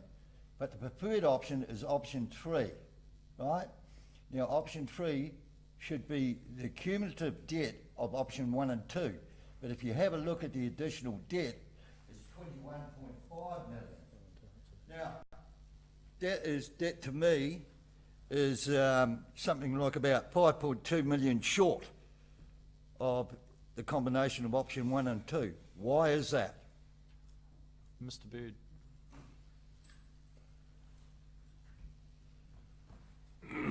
Through you, Your Worship, option 3 is not an exact add of option 1 and 2 because option 1 and option 2 include, in some cases, there's some items in both options, so it doesn't actually add up to option 3. Okay, thanks, Mr. Beard. That's why I couldn't understand it. Thank you, Your Worship.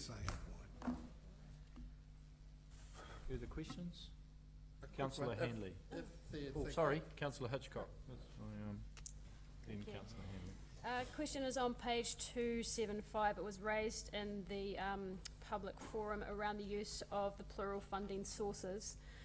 I understand the funding sources is Perennia Park, but also we've got another pocket of 5 million of other land that we were selling, can you explain why we've used the plural there and is it appropriate to use it?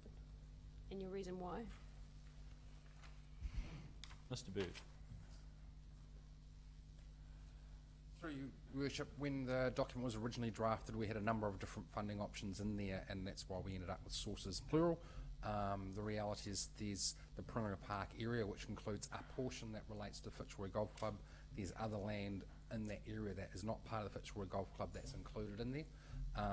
And we had general land sales, which, as a result of comments from audit, we've clarified that down to that one, so we can drop the yes off and not have plural. Thank you. Councillor Handley. Right, thanks, Your Worship. Yeah, over here. Councillor Chong. Yes, on the same page, you've got the 17 million, expected costs for this development, and my question is, well, there's really two ways we look at it: is whether it can be done and whether it should be done, and I think it's going to be costing our council several $100,000 proving whether it can be done. Where is that in the budget, or is that part of the 17 million? We're going to gather from that, because, or do we have to budget for that through consultation? Mr. Bird. The consultation. Through your Worship, there are ongoing costs in terms of going through the process, which are just part of our ongoing staff costs, our property team going through the revocation process. There will be additional costs, which is included in part of that $17 million. Okay. Councillor Melody. Thank you, Worship. Same page 275, fourth paragraph. It talks about the one of the main risks is the Not being achieved. revocation of the reserve status. Was there any consideration given to expanding on those risks within that and the steps that needed to be taken and the risks with each of those steps? Through your worship, within the supporting documentation for the long-term plan, we have included the revocation process. So it is available for people to go through that process. The consultation document has tried to be a summary document, so we didn't include that detail. Thank you. Supplementary. Following on from one of the submitters, was there any consideration to just having the Paringa Park Fitzroy Golf Club area only in that picture? I personally wonder about the merits of showing 3 or 4 miles of New Plymouth coastline there. Kilometres. I'm an old-fashioned guy, Gordon. American cars don't go in kilometres. Through your worship, I think 2 things. We're just trying to give an overview of the whole area and the total green space that was there, and that there are 2 golf clubs, and being clear about which golf club we're talking about. Thank you, Worship. Councillor Williams. Just a small point. We're talking about these flagship projects, and Mr. Mallory just talked about the lovely coastline. What about the Waitara Walkway? You put the Bell Block to Waitara Walkway as one of the flagship projects. That was in there somewhere, and I can't actually pick it up. Have I missed it, or am I blind?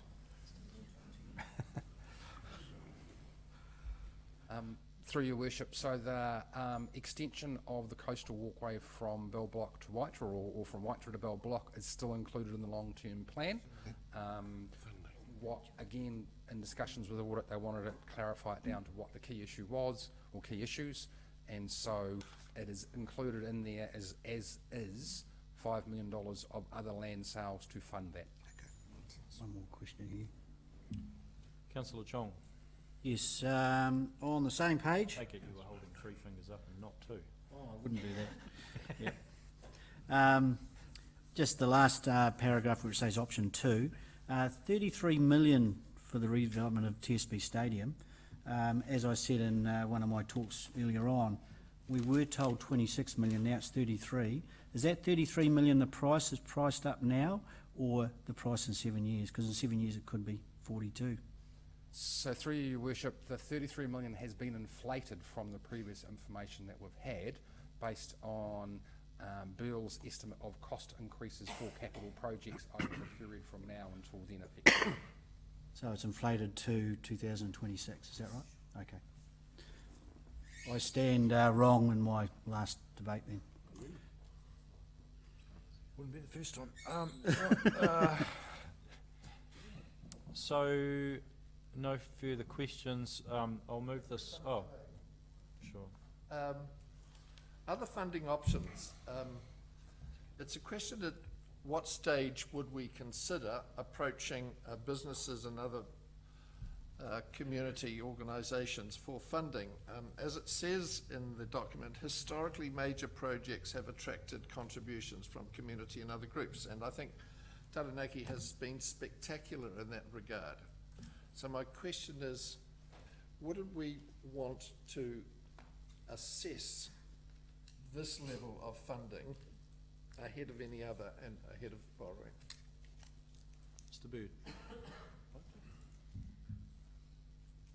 Through your worship, yes, we would want to look at those options in terms of funding. We didn't believe it was appropriate to start talking to community organisations that may fund this until we actually have an approved long-term plan. And given the level of uncertainty about what that might look like, we didn't believe it was appropriate to put into the long-term plan as a planning assumption because of the high level uncertainty around it. But certainly, if this proposal is approved in June as part of the long-term plan, then we will be starting discussions with various third parties and how we might be able to fundraise as opposed to debt fund. The supplementary. So it is possible with community support and borrowing that sufficient could be raised for the community support for infrastructure, for investment in flagships. What I'm trying to say is it possible that alternative sources of finance and borrowing would cover the needs required or wanted by the community and not require us to undertake the requisitioning or the revocation of reserve land? Through your worship, that's very difficult for me to answer in terms of depending on where we end up standing in terms of what the community requires in terms of flagship projects and what level of investment we want to make versus what funding could be raised. My understanding traditionally it's around 30% has been raised through those kind of mechanisms, and there's some examples of that apparently from the past before my time. The reality is that would not be sufficient if we were to spend the full $33 million on the TSB Stadium, but there's a fair bit of water to go under the bridge before we get to that point. Thank you. Councillor Brown. Thank you, Worship. I hate to prolong things even further, but just a question's occurred to me with the TSB Stadium, the 33 million allocated for that project. From what's been said, do I take it that's the one that was before council about 7 years ago for 24 million? And was going to relocate netball up there, of course, and build courts. But since then, netball, as I understand, it's done their own development and developed the Waiwakaia court. So wouldn't that have a significant impact on those plans? Is that the same one that's been dusted off?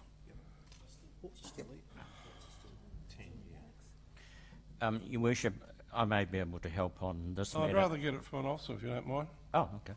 Oh, well, let's hear from Mr. Bird, and then let's hear from Mr. Merrick, and then Mr. Bird if he needs to, because I know that he's Mr. Merrick has been out. No. So let's apparently I've got Merrick. nothing to offer. No. I believe you have much to offer. So I'm happy to hear from Councillor Merrick, and then if Mr. Bird wishes to clarify.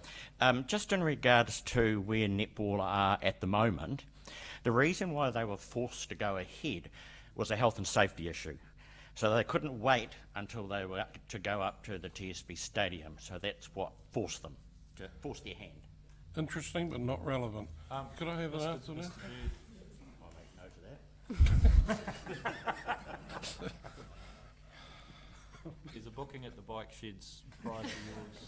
Oh, no, it's Councillor McLeod's got it booked. He's going to be the referee. Sorry, through your worship. My understanding is those costings are not from 7 years ago, but 3 or 4 years ago. So they are slightly dated, but that was the information we had to hand. The reality is, as Councillor Merrick has said, netball's made some changes down at Waiwakaio.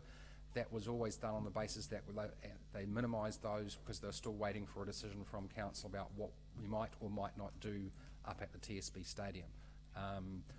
If we go through the consultation process and this project stays in as part of the long-term plan, we would need to, as it is out in 2026, re-look at the overall structure of that and say, what do we want to do? We're not signing off exactly that process to now, we're just asking the community. Supplementary. So can you stand here and say you are confident in your costings? Depends on, through your worship, the costings are based on an estimate done a few years ago, and we've inflated those based on the costs of inflation over that time period. Depending on what final decisions are in terms of design and build will depend on what the final costs are. Thank you. One quick question. Councillor Chong. How many weekends a year is the stadium used currently? Or the other way is, how many weekends is it not used? Every weekend. I can't answer that question exactly. What I can say is I know that there is a whole lot of overlapping bookings for both community groups and people wanting to use it on a commercial basis. So the current TSB Stadium, I would say, is at or over capacity. Okay. Councillor Pearce. What you're really telling us is that if this goes out for consultation and our community say that this is the project that they really identify that they'd like, we're going to have to redraw these plans, and they will not necessarily be fit for purpose, will they? So through your worship, there's a fair period between now and 2026 when we're proposing to start construction that would see those plans being reviewed and fine-tuned, yes. Your costs really are a best guess, aren't they? Through your worship, I would say that based on the current design, whether that is the final design that ends up being implemented, I can't confirm that will be exactly that. Thank you, very clear. Councillor Johnston. Thank you, Your Worship. On page 273, under funding flagship projects, there's 4 key options in there, and one of those options is withdraw funds from the Perpetual Investment Fund, the PIF. Now, I understand that we couldn't do that, or didn't want to do that, but that option is in here. Is that option able to be done? Could we withdraw funds out of that PIF fund to pay for the flagship projects?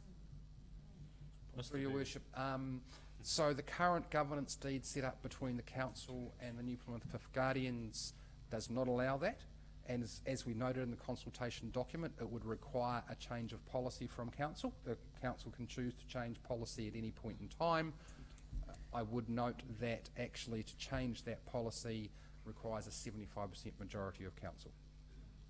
So just a supplementary then, why is it put in there? Because people that are going to be looking at this think that we can still do it. Well, I think what it's been asked and answered. We could do it if our community told us that that was what they wanted us to do. It would just require us to change the structure of the agreement and the instructions to the PIF Guardian.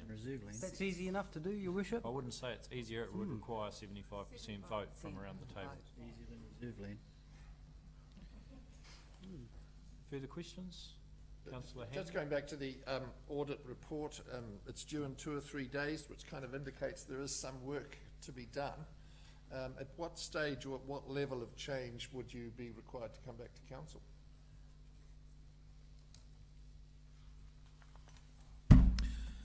What you're effectively doing with the recommendations that are going to come up, councillor, tonight is delegating the authority to the mayor and myself to approve any final amendments.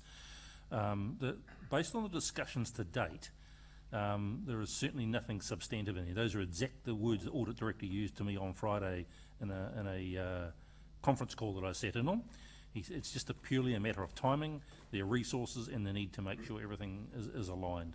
So they're largely minor compliance things they're looking at, and to my knowledge there's nothing substantive. But what you're effectively doing tonight with the recommendations about to come up is delegating to His Worship and myself the ability to adopt. Yep. So with no further questions, I'm going to move the recommendation, option 1, which is up on your screen from the chair. Happy to second that, Your Worship.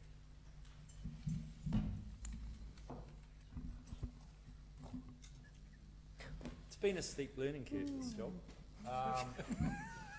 and I've loved every minute of it. And I came in here because of a concern about the way this council was looking at core infrastructure. I remember actually many years ago having a conversation with a friend from the newspapers, Mr. Robert Maitsig, about councils about water, wastewater, stormwater, rubbish, roads, footpaths, parks. That's it.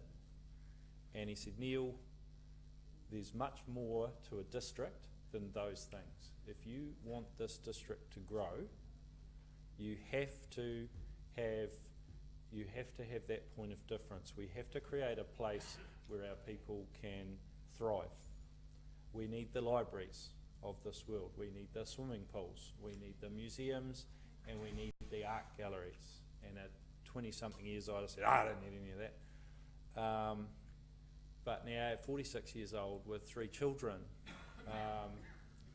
where I find myself using the aquatic centre, taking my children to the gallery, regularly visiting the library, regularly visiting our pools in Inglewood and in Bell Block and down at Kawaroa,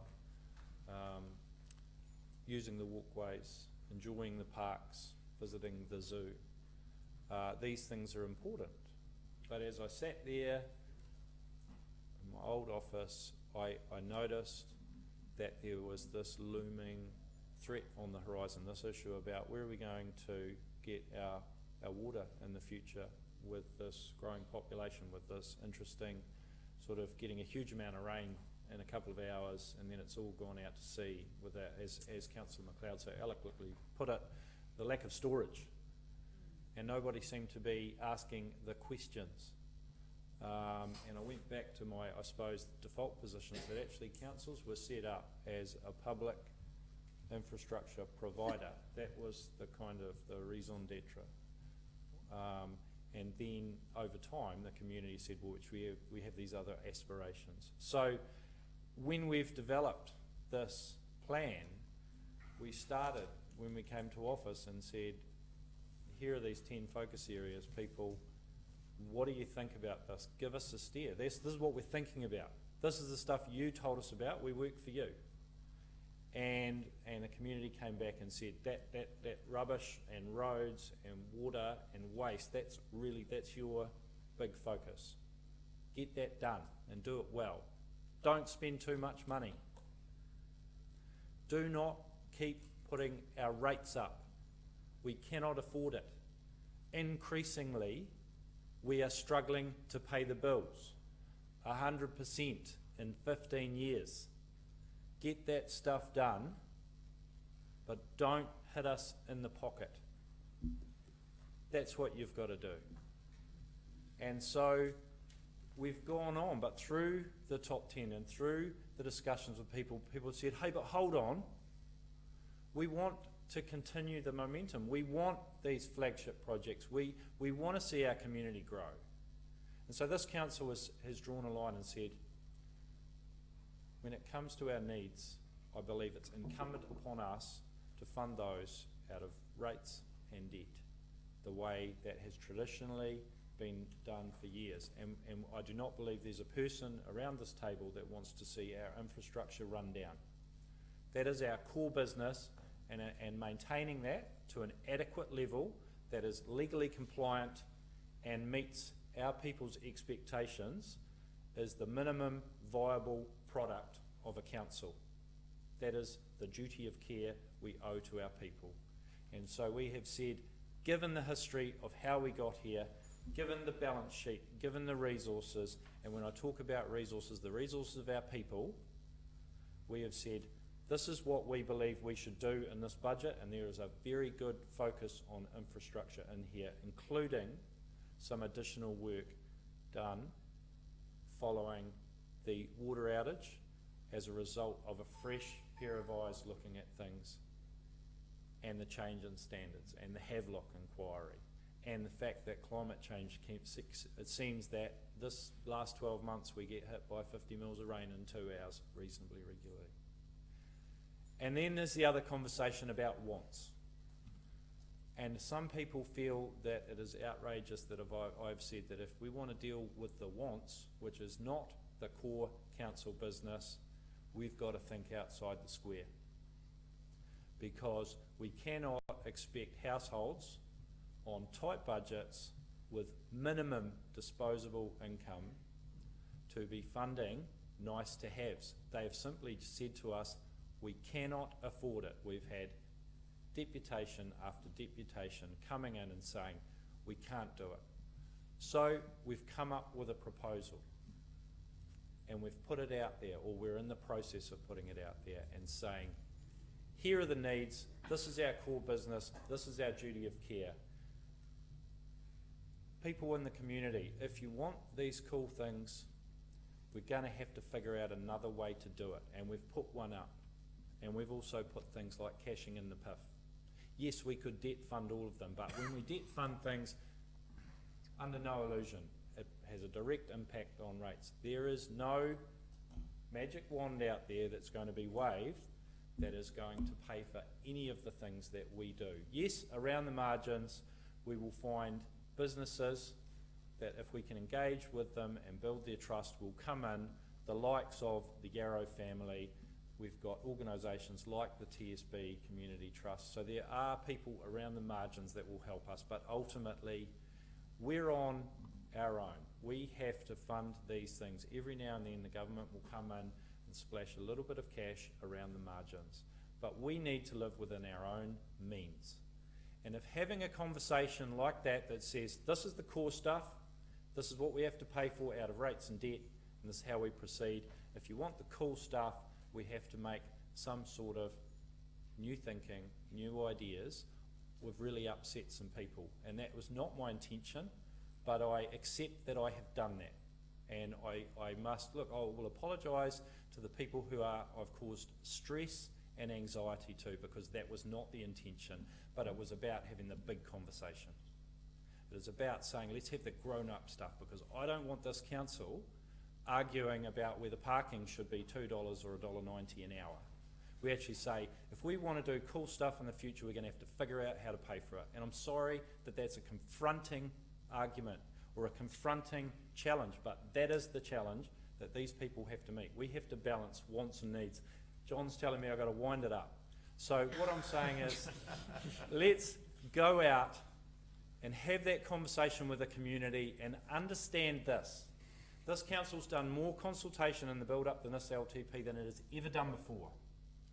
I've lived in this community for almost all of my life. I spent a little bit of time in Wellington studying. We care about the place and we love this place. We care about our people and we want to find a way forward, but we're going to treat everybody like grown-ups and have the real hard conversations, and we will listen. But let's have that conversation, councillors. Could you say that again? Right, Every 5 minutes. I think Councillor Merrick's right. That does deserve repeating. Yeah. But Watch he's it not on going to. replay. But I think what we must realise is that this consultation document is framed from information that we gleaned from our community back last year. And then they had the council officers put the numbers and the calculations behind it. And they came up with a document that said over the next 10 years, we'll be spending in excess of $2 billion. There's no way around that. That's just the size of the operation that we have. We have a community of close on 85,000 people. They do want clean water. And when they're finished with that water, they want us to take it away. So we have $614 million of that $2 billion is to do with water. So let's go out to the community with all these peripheral arguments and let the community tell us what they want or what they think we should emphasise in this 10-year plan. So let them talk, and then we'll come back in a month or 6 weeks' time and debate what they have told us. Thank you. Councillor Pearce. Thank you. As I said earlier, this is an opportunity for you all to come back and tell us what feedback you have on all the document. It's a huge document, not just about selling a reserve, it's about everything else that goes with it.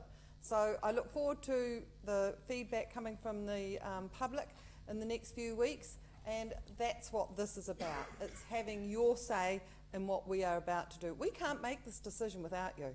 So I hope you'll come back and it'll be a very informed debate the next time you're in chamber. Your worship, we are the ones voting on this, not the public. It's a debate here. Thank you, Councillor McLeod. Your earlier debate or speech would make me think that that was quite the reverse. Like shirts. Fisticuffs. I'd love to see that actually. Councillor Dynhoven. Not sure who my money would go on. Your Worship, responding to your 46 years old, I'm 62 years old and I have 3 children grown up. And I hope that they will be attracted to bring their careers back here. And that's why I think it's important that we actually do consider carefully what our future looks like and not just go tick, rubber stamp, minimum possible cost. Yes, of course, we have to be mindful of the people who are paying the bills, all of our ratepayers. Naturally, we have to think about affordability. If we don't make our city and district the best place it can be, the most attractive place it can be, then we won't have the specialists, the engineers and all the other people that we need to attract to come here. We don't have a university here, so we have to bring them here. And we need to attract our own young people back again. And that's why I'm a firm fan of the lifestyle ethos that our district has developed. 14 years ago, council sold Powerco. I'm not sure whether that was wise or not. I couldn't possibly comment. No, I won't go at length on that either. But fortunately, it set up the Perpetual Investment Fund to actually try and use the income they got from the sale of Powerco wisely. The capital was to have been protected. However, a few years on, and the investment fund was being raided regularly because this council 7 years ago was spending $25 million every year more than its income. So the investment fund was raided. What's that got to do with now? It is exactly the debate that you are trying to foster in the community, that we are trying to foster in the community by this particular proposal that you have outlined, which has caused a lot of controversy. We need to have that debate for the future.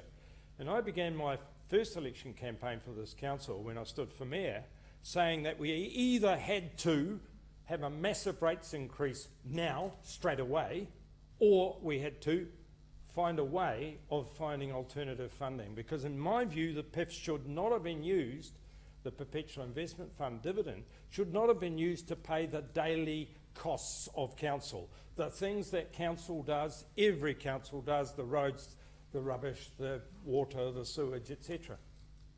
In my view, the Perpetual Investment Fund should have been allowed to build up, and then every few years when a major project came up, part of the consultation with the community should have been, okay, we have these options for projects, which do you want? And here is the amount of money available that the PIF has accrued in the meantime. But we can't do that unless we win ourselves off the Perpetual Investment Fund. And in my first 3 years in this place, Barbara McKerrow and her team made it possible that we could reduce that from 22 million to 7.3, I think it was, million in the end by the third year. That was a massive bit of work, and it looked at every piece of council activity. And we got into trouble for it, of course. But we actually began the process. Unfortunately, at the end of that term, I was unceremoniously dumped. Okay, that happens. Happened to me a couple of times in my life. I still love New Plymouth in spite of that. But... And New Plymouth loves you here. I'm sure they do. But the end result was that... you want to call a division on that? Always supportive, Councillor Brown. Always supportive, I've noticed that. But the result was that the council changed dramatically, and the next council slashed costs. That was the whole ethos. It was about reducing cost, not actually looking at alternative funding streams and looking at what we should do for the long term and build up infrastructure. It was about slashing costs. So a project... I can't let Councillor Donehaven continue on that vein. I believe that oversimplifies what the last term did, and I don't believe the whole ethos of the last council was simply to slash. Yeah, let's focus on Where are we future. going? Where are we going? Where are we going? Here. What I can understand Councillor Handley being a little tetchy about this because he chaired the Finance Committee. We have an opportunity as we go forward to change our way of thinking. If the public think that the PIF is better to be used for funds, for projects in the future, we would be able to build things like the stadium without an impact on the ratepayer. We would be able to do that without having to have a big hike in rates every time there's a new project. But we would have to make a transition to that approach. We began that, and in the last term, that changed. And that was what I was referring to. I've got 5 minutes, I think. I'm getting there. I just got shown time. Okay. Well, We need to have some rethink. That's why I'm supporting this, to go out for that rethink, and hopefully the public will come back with suggestions on how we can have a major rethink of the way we do things and move forward so that our kids aren't lumbered with huge and increasing amounts of debt. Thank you. Councillor Beesick. Thank you. I don't know whether it was a 5 or 6 hour drive to get back to this meeting, but that sounded like a mayoral speech, was it? Thanks, sorry. So, getting focused back. Actually, not often do I agree with Harry on many things, as he knows, but some of the stuff he was saying I agree on. I actually agree with the Mayor on the idea of having the adult conversations. It's why on the 21st of December, whatever the date was, we agreed to some of the assumptions that went into the long-term plan. We then had a consultation document that was presented a month ago, roughly. I keep calling it March, but it was in February, was it? And now we're back here. The consultation document, in my view, and I agree, we need to consult. I'm one for consulting with our community, but it's how we consult. And what sort of consultation are we after? Are we trying to antagonise them? You know, are we trying to get an aggressive response? Or how are we going to do it? That's some of the questions we need to ask ourselves. There's a lot of assumptions in this consultation document, and the problem with some of those assumptions, with my view of the world at the moment, is that the auditor, or the auditor has had a little bit too much say. Now, I know that the Act has changed over the years, and you know, we have in the past been able to put projects in year 8 with no funds, no dollar amounts attached to them. We've been able to put funds into documents without no project to, so you can say, well, actually, we can look at a like we did in the February document. Let's look at a major project in year 8 or 9, whatever it is. But all of a sudden, we need to tag a project to it. So then we just pop out a project that, because I don't recall, unless I slept through a meeting, I don't actually sleep through meetings. The only councillor I ever saw that was able to sleep through meetings but still participate in the debate was Lynn Bublitz. But part of Oh, easy, come on, let's not, I'd ask you to take that back. I take that back, but I have a huge amount of respect for former Deputy Mayor Bublitz. That'd be horrifying. Just please apologise to Mr Bublitz and carry on. Thank you very much. But part of the... We don't tolerate personal attacks. I think they are good. Thank you. But when you look at this consultation document, page 27, this is the thing that why I will not be voting for this. It's got funding flagship projects. Option 1, redevelop the TSB Stadium preferred option. We haven't even had that debate on what is the preferred option. Yep. But as a council, we're going to go out there and face the community and say this is our preferred option. Yep. I think that the auditor, and this is, I know we can't change that in today's meeting, but the auditors had too much say in our documents. Perfect. It's had too much input into where we're steering. You know, the debate that the Mayor wants to have around alternative funding, as I understand, the auditor said, well, what's an option of alternative funding? And you've got to put some dollars to it, and all of a sudden we've got $30 million to, you know, take off some reserve land, which has then created this debate around golf courses. And it's not about golf courses. What golf course is popular, which one isn't? I don't even want to have that debate. We're not as part of Sport Taranaki as you should be, or the sporting groups that should be having that debate. The debate is what are some alternatives. We've heard one tonight. There's been, you know, a couple in the paper about alternative fundings, but instead we've now got a consultation document with a preferred option and a split of how we're going to fund it. And then it will be, so do you strongly disagree, neither disagree, nor agree, or strongly agree? So councillors, how are you going to measure when you get, you know, pluck a number out of there, you get 2,000 people fill in this little line here, and the majority of them tick neither disagree nor agree. How are you going to weight it? Are you going to say that's the silent majority, so let's just steam ahead and do this? And with this project, as far as the TSB Stadium project, we haven't even asked the question of what are we trying to fix? And of course, part of it we heard tonight is that stadium is overutilised. Wrapping up, you know, basketball can't get in there.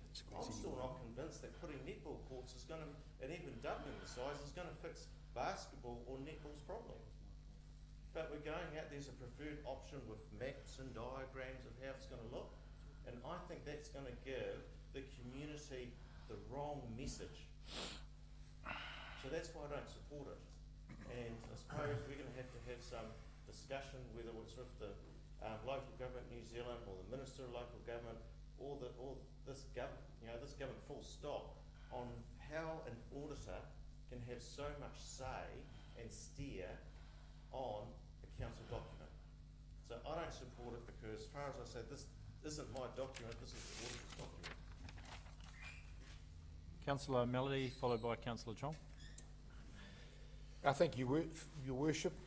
Rightly or wrongly, the Fitzroy Golf Club, also described as Paringa Park, also described as recycled land, is in there. I have some sympathy with Councillor Bessick and what he says about the TSB Stadium. I would love to see a new stadium up there, but I think that it needs to be as part of the final design, should it happen, should be part of a consultative process. But rightly or wrongly, they're both in there.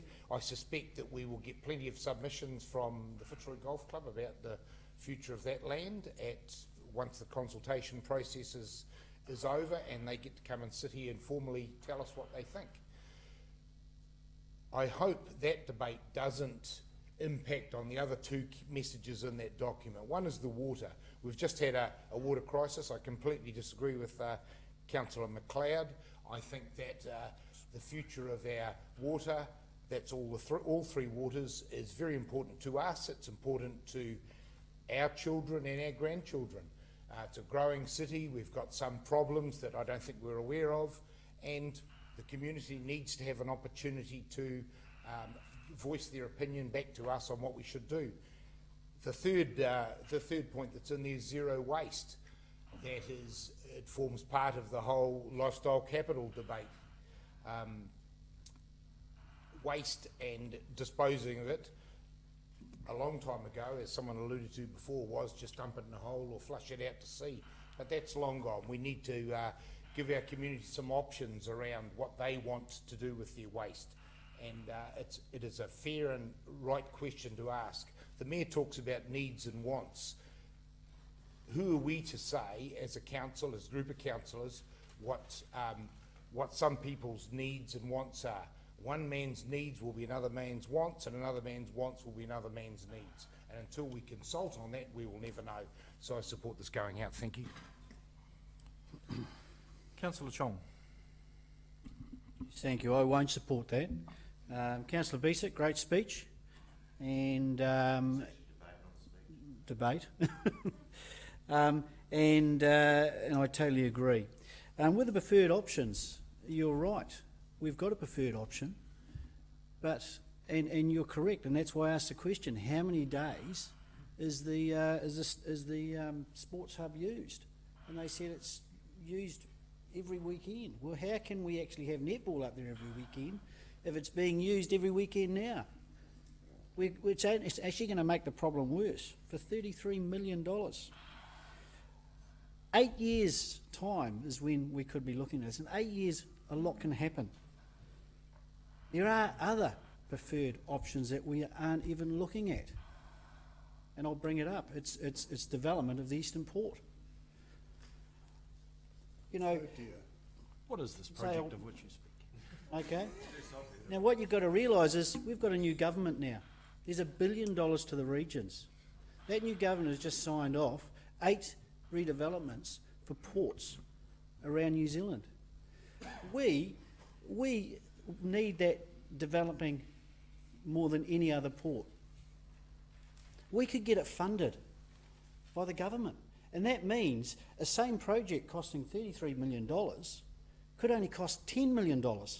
We don't have to sell any reserve land because we can fund that without selling anything. So that's why when we know where that's going, we should seriously look at that, best bang for buck. And I believe a pool and stadium is not where you get best bang for buck when we can develop our sea and coastal environment. We are the region, our mountain and our sea.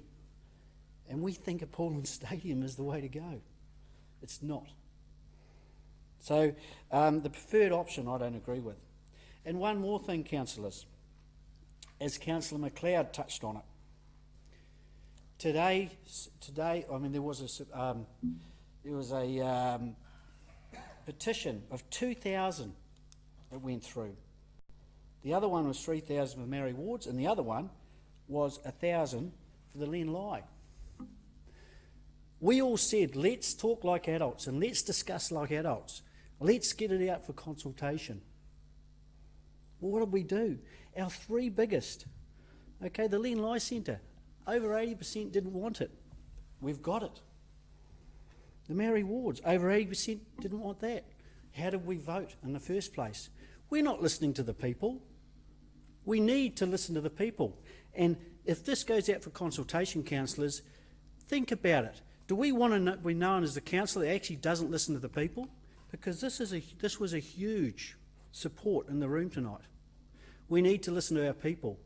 I am not going to be tarred with the same brush of not listening to the people and then the council saying, but the council voted. So think about it. If it's going out for consultation and we're going to spend hundreds of thousands of dollars trying to see if we can do it, the thing is whether we should do it. I personally think we should have that discussion now, whether we should do it. And then we might save hundreds of thousands of dollars. That's very important. We don't even know the numbers. Even if we prove that we can do it, should we do it? And that's about listening to the public.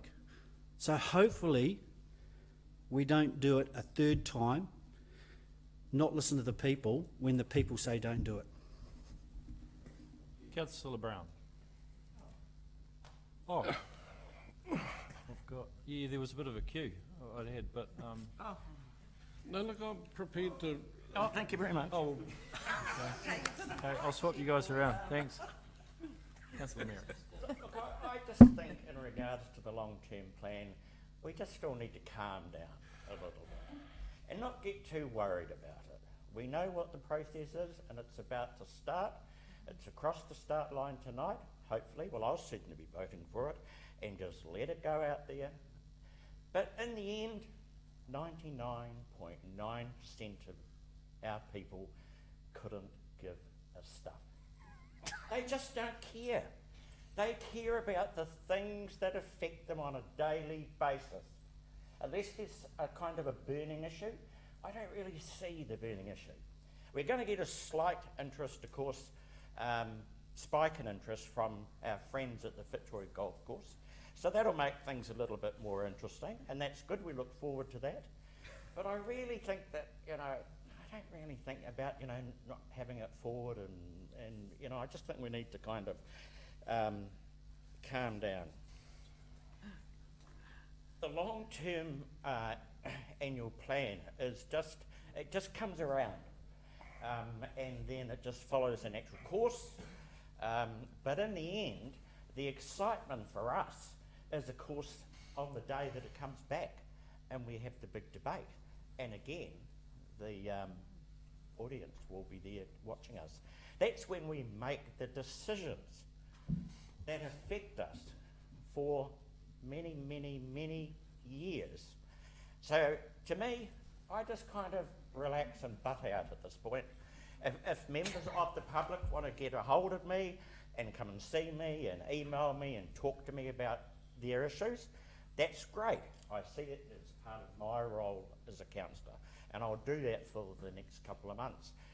And so it's already 9 times that I've been here on one of those nights. It's exciting because you really don't know how it's all going to unfold. And so this year is going to be my 10th year. And so it's the highlight of the year. Or was it 10-year plan?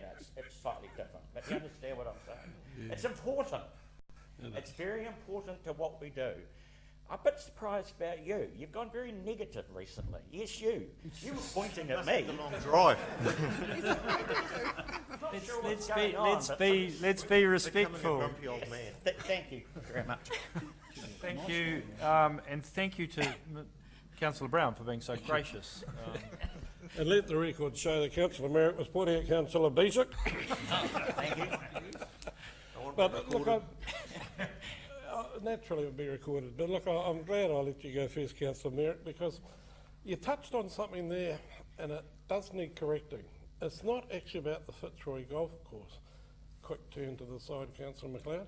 I know there are people from the golf club here, and of course they are the ultimate vested interest, but it's about a far bigger issue than that. It's about reserve land, and that, I suspect, is why 9% of the people were here rather than just Fitzroy Golf Club. But tonight's been a treat, apart from having a sellout crowd, ticket admission only, they queued out the door, we've had several inspiring speeches.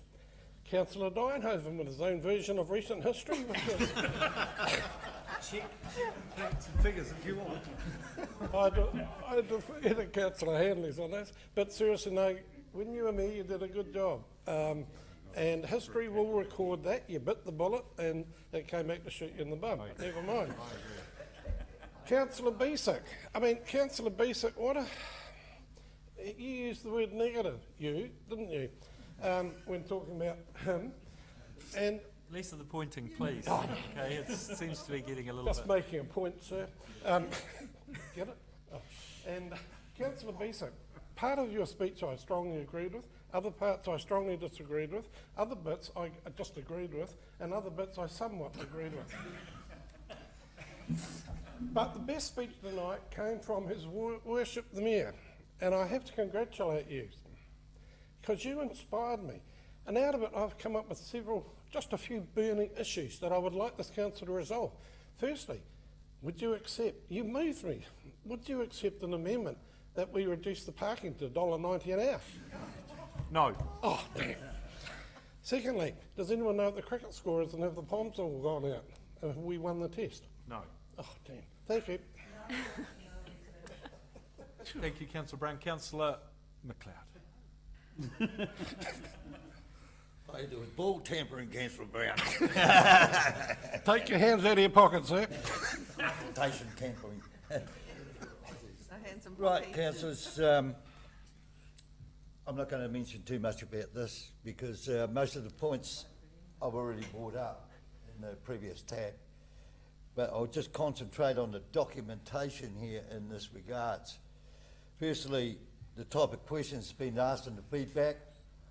I don't agree with these questions. They're very wishy-washy. I think Councillor Besic might have mentioned that in his debate speech. Strongly disagree, neither or agree or strongly agree. They're neither here nor there. This is critical. We should have critical questions. Yes or no. That's it. And then we'll know exactly where everyone stands.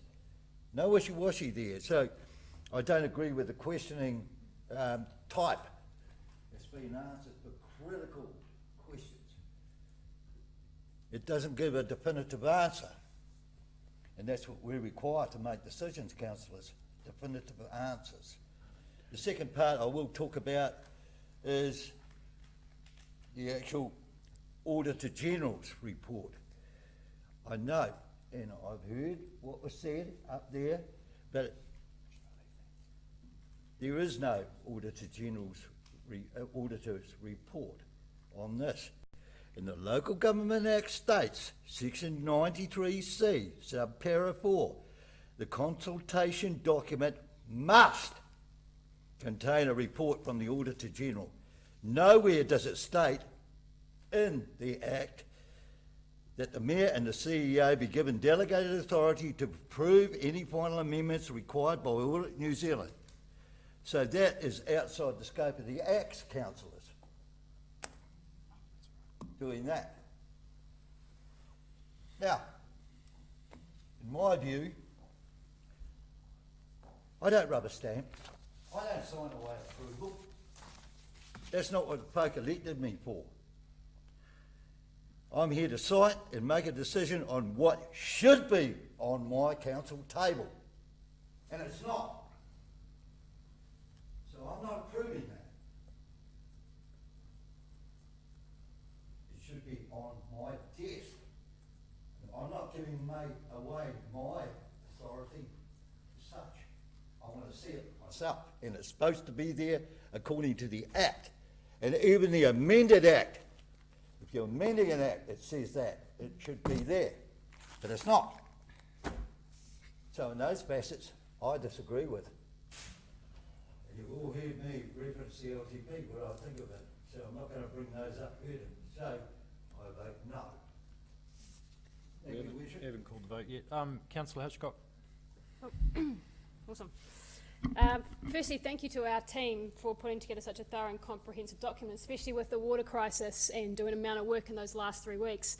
So this document covers what we need, what we aspire to, and it gives us the options that we need to get there. Now, what's interesting is we talk about making the decision and what you want, Councillor McLeod, like on the table now. What I like and why I support this document is because I don't want to take away the decisions from our community. This is all about giving the decision to the community and giving them as many options as possible. If we were to say we don't want to go above our 5% threshold to prepare and look after our water maintenance for our future, that's taking the decision away from our community. Instead, we're going, do you want to go above the 5% threshold? Yes, it's an increase in rates. Do you want that? If you do, fantastic, we'll increase in the infrastructure. They may come back and say no and agree with you, and we stay under our 5%. But I am no way making that decision here tonight and taking the decision away from the community, and that's why I like this document. Now, what I do is forward-looking. When you look at all the documents and the supporting document, it's all about forecasting assumptions, our population growth and our economic development. What is fantastic is we have a growing population. What's interesting is we built the stadium 25 years ago hoping it would last 50 years. What's the problem? Our population is growing. It's not a bad problem to have. But what we need to do now is look at those forecasts and see, okay, we've got an ageing population, we're increasing by 1,000 people a year. If we need to redo a stadium, what do we actually need to build to make sure it does last for 50 years and make sure we're making the right assumptions now? And I'm glad that flagship projects are in here, because I actually agree with you, Councillor Chong, a marina is a fantastic idea. But the thing is with flagship projects for our community, like the TSB Stadium and the Aquatic Centre, is that they're our facilities. No one else is going to build them. No one else is going to go, here, I'll put 30 million up and do a stadium. Hopefully we can do a private-public partnership. That would be fantastic. But they're our responsibility, and they are ageing. And now I'm not saying how we're going to fund them. That's not the decision I'm saying here today. I'm just saying that I'm glad they're in the consultation document, because if we keep pushing them out 10 years and 10 years, we're going to have a 3-door indoor stadium in 20 years' time. In Invercargill, 58,000 population, got 11 stadium court and indoors, and that's what our community needs. So a lot of people have asked through emails, I know we've all been getting emails about this document, and it is, what are the motives here? What's the motive of the council? What's the motive of the mayor for this? And I hand on heart will say the motive of every single person around this table, mayor, everyone, is that we love this province and we love this district. We may all have different ways of making decisions and different angles, but at the end of the day, we all want what is best for the people, and we all want what is best for this district. And that's what I love, is that we are all so diverse. And it's our job as councillors, and I know a lot of people, some people said to me, oh, you give me a PC answer, because I said, I don't have a preconceived decision on any of this, because my job as a councillor is to be open-minded and balanced. And I'm not going to make a decision now until I hear from the community. That is the job of a councillor. And that's what I'm excited about through this consultation document, because the options are all there. And I know, and I will acknowledge all the feedback we've already had from the community, and I assure you that we are listening to that. And all of the feedback we get will frame the decision that we make for this long-term plan. So with no predetermination and an open mind, we will tell the community that we are listening. And I'm glad that we have a great consultation document to go out, and I'll be supporting it. Thank you. Thank you, Councillor Handley, followed by Councillor Johnson. Thank you, Your Worship. I support this document exactly as Councillor Hitchcock so adequately articulated just a moment ago. We've lost sight, councillors, of the key fundamental drivers of this plan. We're talking water improvements and resilience. We're talking flagships and investments in the needs and wants of our community. We're talking zero waste. We're talking a number of other very important aspects of how we service our district. But there are two issues of long-term and key interest to our community, and one is rates, and the other, of course, is the revocation of reserve land. And I just want to talk about the latter. We should expect pushback on both, significant pushback, I think, and I'm thinking now as to how we as a council are going to behave, how we're going to respond sensibly to some fairly strong pushback on both those issues. The Mayor very well pointed out the need for a search of capital.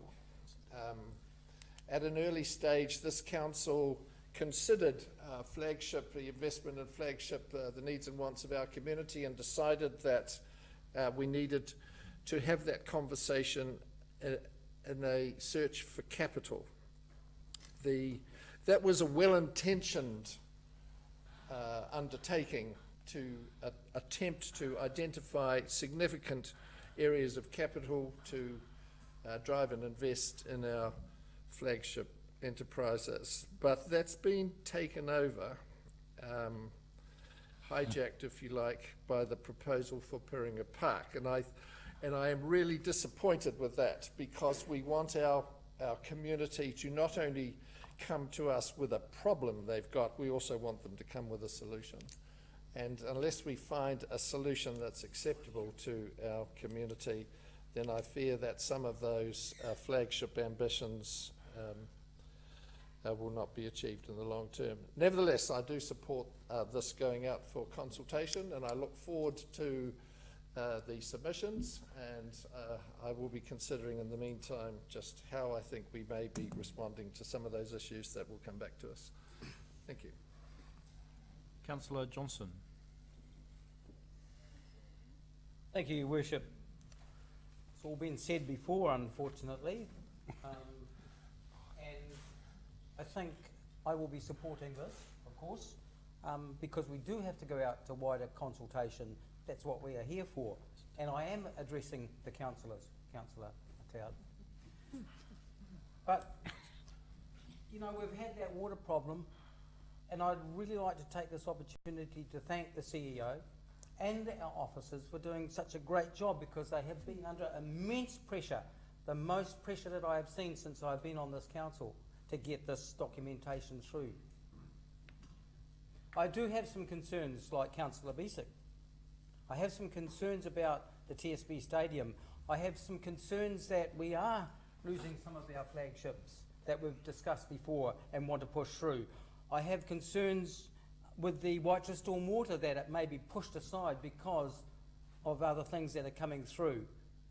What do you think our people out in the district will say when we may not be able to push that through? It's such an important project for them out at Waitara, for instance, with that Waitara Stormwater. You all know how it's been recorded so well that we need to spend money on that Waitara Stormwater. I'm concerned about the Waitara Walkway. It's been mentioned by my colleague over there.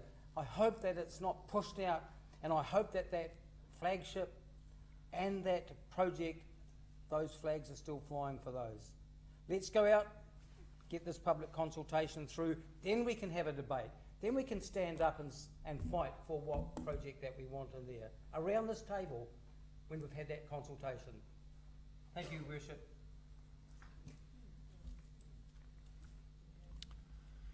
Thank you. There being no further debate. Councillor Weaver got a comment. Councillor Weaver, any thoughts you'd like to share on the matter? You must be waking up down there. I do enjoy the debate. It's been quite illuminating, and I've read through the documents, including the additions, the attachments, and what I'll do for the CEO is to send them through just a few changes that they aren't changes, but they're really typos and other things that I've picked up, and I can send those through on an email. So yeah, but otherwise, well done, team. I think you've done a great job of debating the issues and getting to this point. Thank you. So I believe that Councillor Chong wishes to call a division, which saves me in the motion. Thank you. Councillors, the motion is on the board behind you. Could you please answer yes or no when I call your name? Councillor Bisick? No. Councillor Brown? Yes. Councillor Chong? No. Councillor Deinhoven? Yes. Councillor Handley? Yes. Councillor Hitchcock? Yes. Councillor Johnston? Yes. Councillor Jordan? Yes. Councillor McLeod? No. Councillor Melody? Yes. Councillor Merrick? Yes. Councillor Pearce? Yes. Councillor Weaver? Yes. Councillor Williams? His Worship the Mayor. Yes. The motion is carried. Right, we will move to tab 3, exclusion of the public. Happy to move.